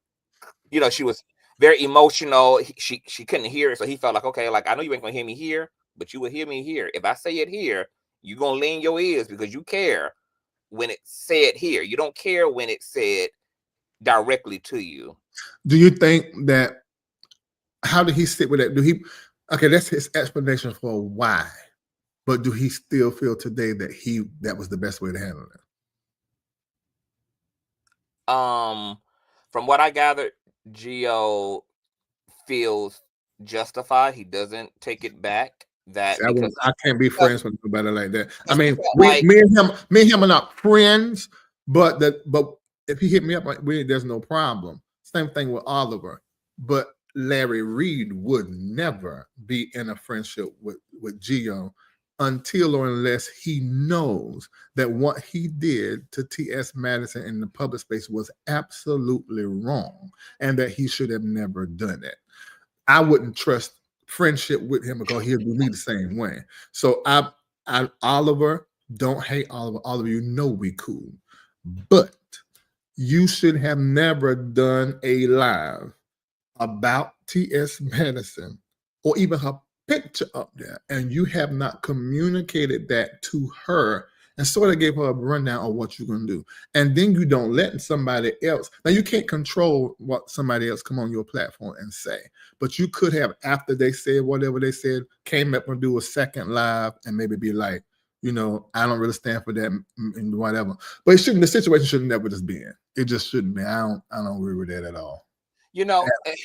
At surface, I agree too, because it's just like, I'm just going to be integral no matter what. Even in my feelings, I'm going to be integral. And if our business wasn't out here when it was good, it ain't going to be out here when it's bad. Once again, unless you go there and then you saying some bullshit and some lies, and I got to clear up some shit. Then, I might have to step into the ring. But even that is, I don't even always even do that in situations. Sometimes I just let you do whatever you need to fucking do, and I just keep it fucking pushing. But I will say this. I think it also gets super nuanced, because I think for Gio, the fact that he didn't feel Madison was interested in creating a space to be heard by her community, and she didn't do well with confrontation, it made him question, well, this ain't a friendship. And therefore, how can I extend to you what I extend to a friend in breakdown if you're not actually acting like a friend to me at all? Yeah. So I think, there were some realities unfolding in real time that built up the way he chose to handle it, the way that she chose to handle it. Because I also can argue with Madison, because I do want to be fair here. With relationships, yes, you need to make yourself available to hear from the people that have an intimate relationship to you, and you can't expect to be guarded and confrontational and push back against people and make it impossible for them to have a heart-to-heart with you, to have their concerns heard, and then expect virtue in return. Like, he could have got a third party. You didn't have to go to the internet. I just can't sit with that one. He could have got a third party to be heard. Let's call Chi-Chi in the room, maybe, or somebody. I don't know. no, he wasn't going, because he was in breakdown with a lot of people in the camp, so he definitely wasn't going to call people that he might have, felt were not going to be honest, and might have yielded to one side more so than to another, because he was going through all of that too, where he was kind of like, I'm the only person that's honest about what we all talk about in secret. I'm the only one who's putting it on the table. And then when I'm at the table with all this and everybody keeping it real, I'm the only one keeping it real. Everybody else is stupid. Everybody else is ass kissing. Everybody else is making sure that their spots are reserved. And I'm the only one rolling the dice and taking any chances. So yeah, I'm not going to trust y'all then. And being non-biased, because y'all not even doing that in real time, or else we wouldn't even be here at all if I could rely on y'all to be forthcoming and honest. So it was a mess. But Madison, what I can say about TS, she also said she's learned. She had to learn through this too. She had to learn what she was doing wrong in relationships, where she was going wrong in relationships. And so I was really happy to hear her take fair share too of creating a space where, it wasn't where that couldn't be the case. Mm-hmm. Yeah. Oh, it was a learning thing for them both. I love that when Madison admitted being passive aggressive, because I know she's like that. Yes. And she called her own self out on. I said, that's why I like Madison. She gonna keep it 100% real. Mm-hmm. I'm getting what? Okay, some of the gospel blogs are starting to pick up the defamation aspect. Like, you mean like the blog blogs, or like YouTubers? No, this is like some of the gospel radio stations, like Ricky Smiley, Erica Campbell. They're posting it.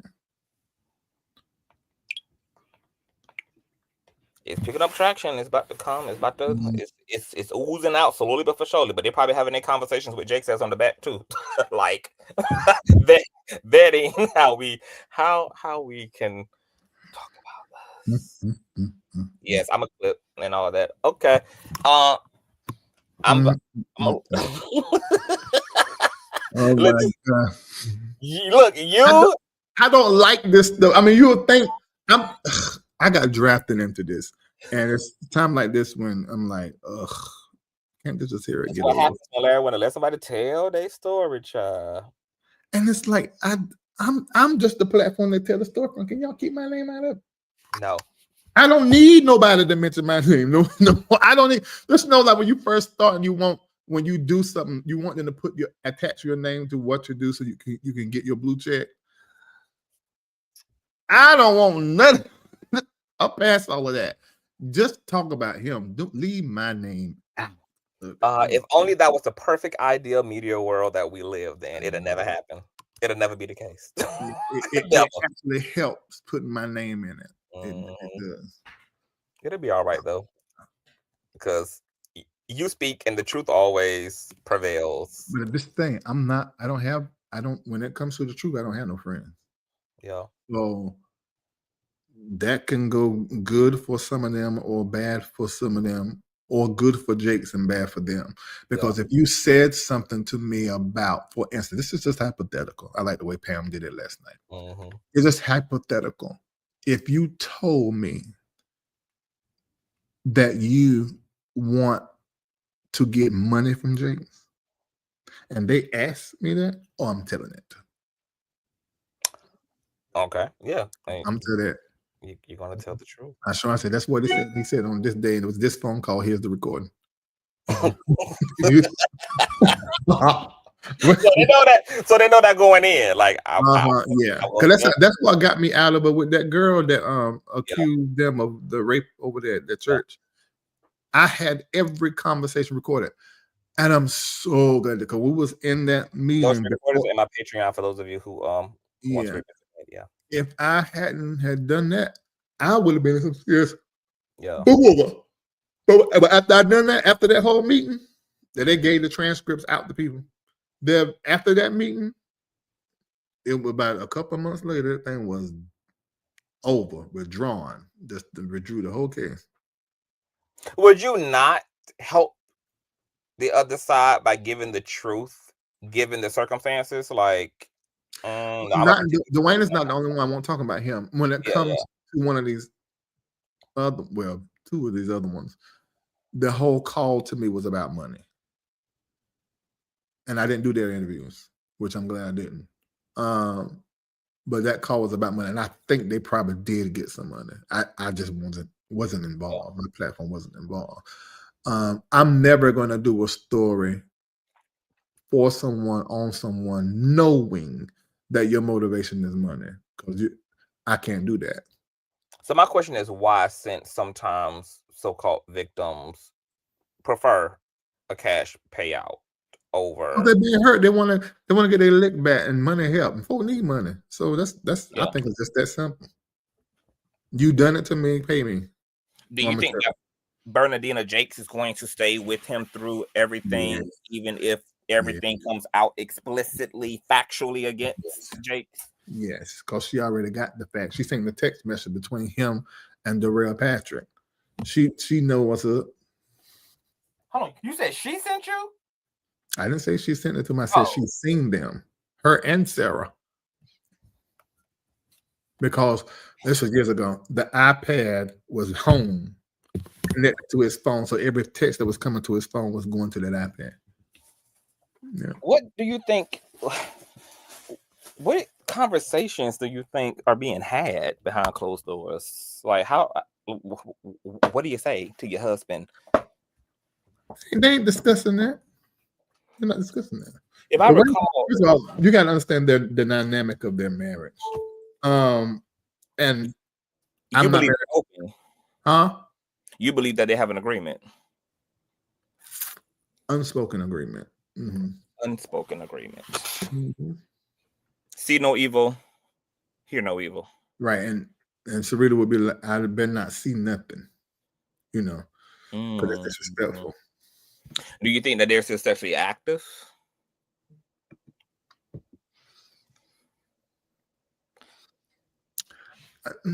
Because I can't see T.D. Jakes sexually active at all. Oh God, I don't know. If he lays on his back, he's being suffocated by his fupa. If he's on his stomach, he's too levered in the air. He's too square back in the back. I don't understand what is happening unless he gets good head. He's been swallowed up. You get out of here. I need you to call me to tell me what this response looking like, since you ain't gonna say it here. What? You gotta call me and tell me what old boy response is, since you ain't gonna say it here that he's working on his response. Oh, yes. Yeah. He's packing it tight. Okay, yes. Okay, so get out of here so I can end this show, so I can call him. So you can call me to find out what he's doing. Yeah. I mean, everything that I said that he should do, it looks like that's the road he's going down. Well, you said you weren't gonna say it here, so I want you to say it in full color to me. So, I mean, that's basically it. But I can tell you certain names he said. Oh yeah, cool. Okay, all right, but let me wrap this up so I can get to that. Okay, all right. By Dr. Reid. That was Doctor, you guys. So there you have it. Doctor spoke He answered all the hard questions. He spoke about Jakes trying to narrate him as a co-conspirator. He spoke to the quotes that Jakes put in the lawsuit where he's alleging there's some liability or he could hold Dr. Reid accountable. He spoke to whether he's bankrolling Youngblood. I mean, we had the whole entire goddamn conversation was had, baby. I felt like there ain't no more meat on that damn bone, baby. Okay.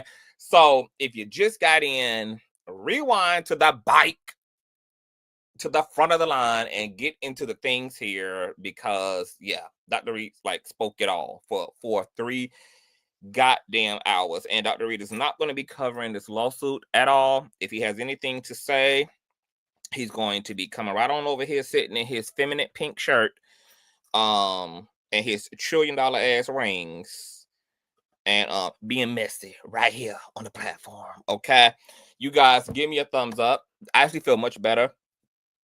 Dr. Reid says I probably should stick with covering the story, so I guess I'm going to do that. You guys, I was coming on here, baby, in frustrated tears. I was just so confused, babe. I'm just like, it's so many moving parts. I don't understand. I don't understand. Okay, and the crash course into all this shit was hardcore. Like, if I had been with the story from the beginning and had gotten it in doses as it evolved, I think I would have been better prepared emotionally. But because last night was my first time literally hearing all of this, being aware of what Dwayne said about Jakes, then what all of Dwayne's baggage is, and just it was just a lot. Hearing from Will Calloway, shout out to him. Will was in the comment section, child, came up with his own firsthand experiences, allegedly, of him and Youngblood. It was just a whole lot. I feel more clarified now that I've spoken to Dr. Reid. I told you guys last night, I said I'm gonna call Dr. Reid ass because I gotta like fill in the blanks because you know I hadn't heard the interviews. I really wasn't. I just didn't have anything really, you know. So I'm glad Doctor came up here for my sake and y'all's sake and cleared it all up. Tell me what you guys think about everything. I'm probably going to clip this show up so you can see some preloads on the Instagram. So follow me on Instagram at Consciouztv. Spelled just how it is here. I think I also got a cash donation. I should have had got Dr. Reid asked to usher in some coin, child, because he be moving the grand exodus, child, when he be telling y'all to show donate that 888 to the Reid. I mean to the conscious, child. Oh, shout out to Aquarius T. Wow. For the old nasty piece of child support chat. Thank you, Aquarius T. Love you long time, baby. Oh my goodness. Thank you so much, love. You guys know all donation information is in the description box. It's right here on the tickers on the screen, child. Y'all know this is my birthday month as well. A bitch turned 39. I'll be 40 next year. So, baby, whatever mileage is left on this puss, baby, I got till 40 to let it all go, baby. Okay, I'm gonna have to spend at 39 being for them streets, girl. Okay, because before I become a virgin again, because I plan on spending the next half of my life as a eunuch. Okay, that's EUNUCK.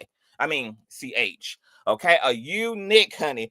I'm gonna be in my Virgin Mary bag. I'm gonna be in my Mary Magdalene bag. I'm gonna be of pure heart. I'm really going to spend the next half of my life as a really striving toward total God actuality and total self-actuality. So the next half of my life is going to be filled with a lot of fasting and just a lot of emotional restraint, sexual strength, transmutating these energies that I'm used to expressing one way. I'm going to be redirecting them and just giving my opportunity to see this energy manifested in unconventional ways. So I haven't really been a very sexually active person anyway. The last probably 3-4 years of my life, I've been hooking up probably with the same like 2 people. I'm a lazy Scorpio. I don't like getting used to other people's bodies. I don't like the anxiety that come with like being with new people. So I'm one of those people. I'm a very like faithful person. So if it ain't broke, I don't fucking fix it, honey. If it worked for 20 years, I'm doing it for 20 years. That's my attitude. But I haven't even been active even with that. Matter of fact, one of my damn concubines was trying to hit it and quit it last night. Like, nigga, put that pussy on my sideburns, okay? But then I got caught up in all this Jakes stuff, girl. So I guess it was the Holy Spirit on that, honey. You know, had another plan for this pussy last night. So I'm not interested in dating. I don't want to be, I'm not interested in a traditional relationship. I just feel good alone, you know? And I also know that's a shame because I'm withholding all this beauty and all this gorgeousness from the world, child. You know, Lord knows the world deserves a slice of CTV, child. But y'all gonna get that in the form of these sex toys I'm producing, girl. Y'all, it's a line of my peen and a line of these cakes that's coming out, baby. So y'all will be able to have a little piece of CTV in your cooch box, in your bussy hole, you know, something to put your pain in, and you can just have your firsthand experience, child, what it's like to roll in a sack with the CTV, child. We're gonna make trillions of dollars, baby. Okay, be with me. I am with you right here, PYY. I just done got so aggravated with humanity. Like, people really stress me out. I just have gotten so emotionally turned off by humanity, you know, that it's just made me a recluse child. But I'm happy, you know, I'm happy. You know, like, you got them people who, like, they by themselves and miserable. I be by myself and thriving. I be by my damn self and, like, lit. I be by myself and, like, healthier than I ever been, just prospering, you know.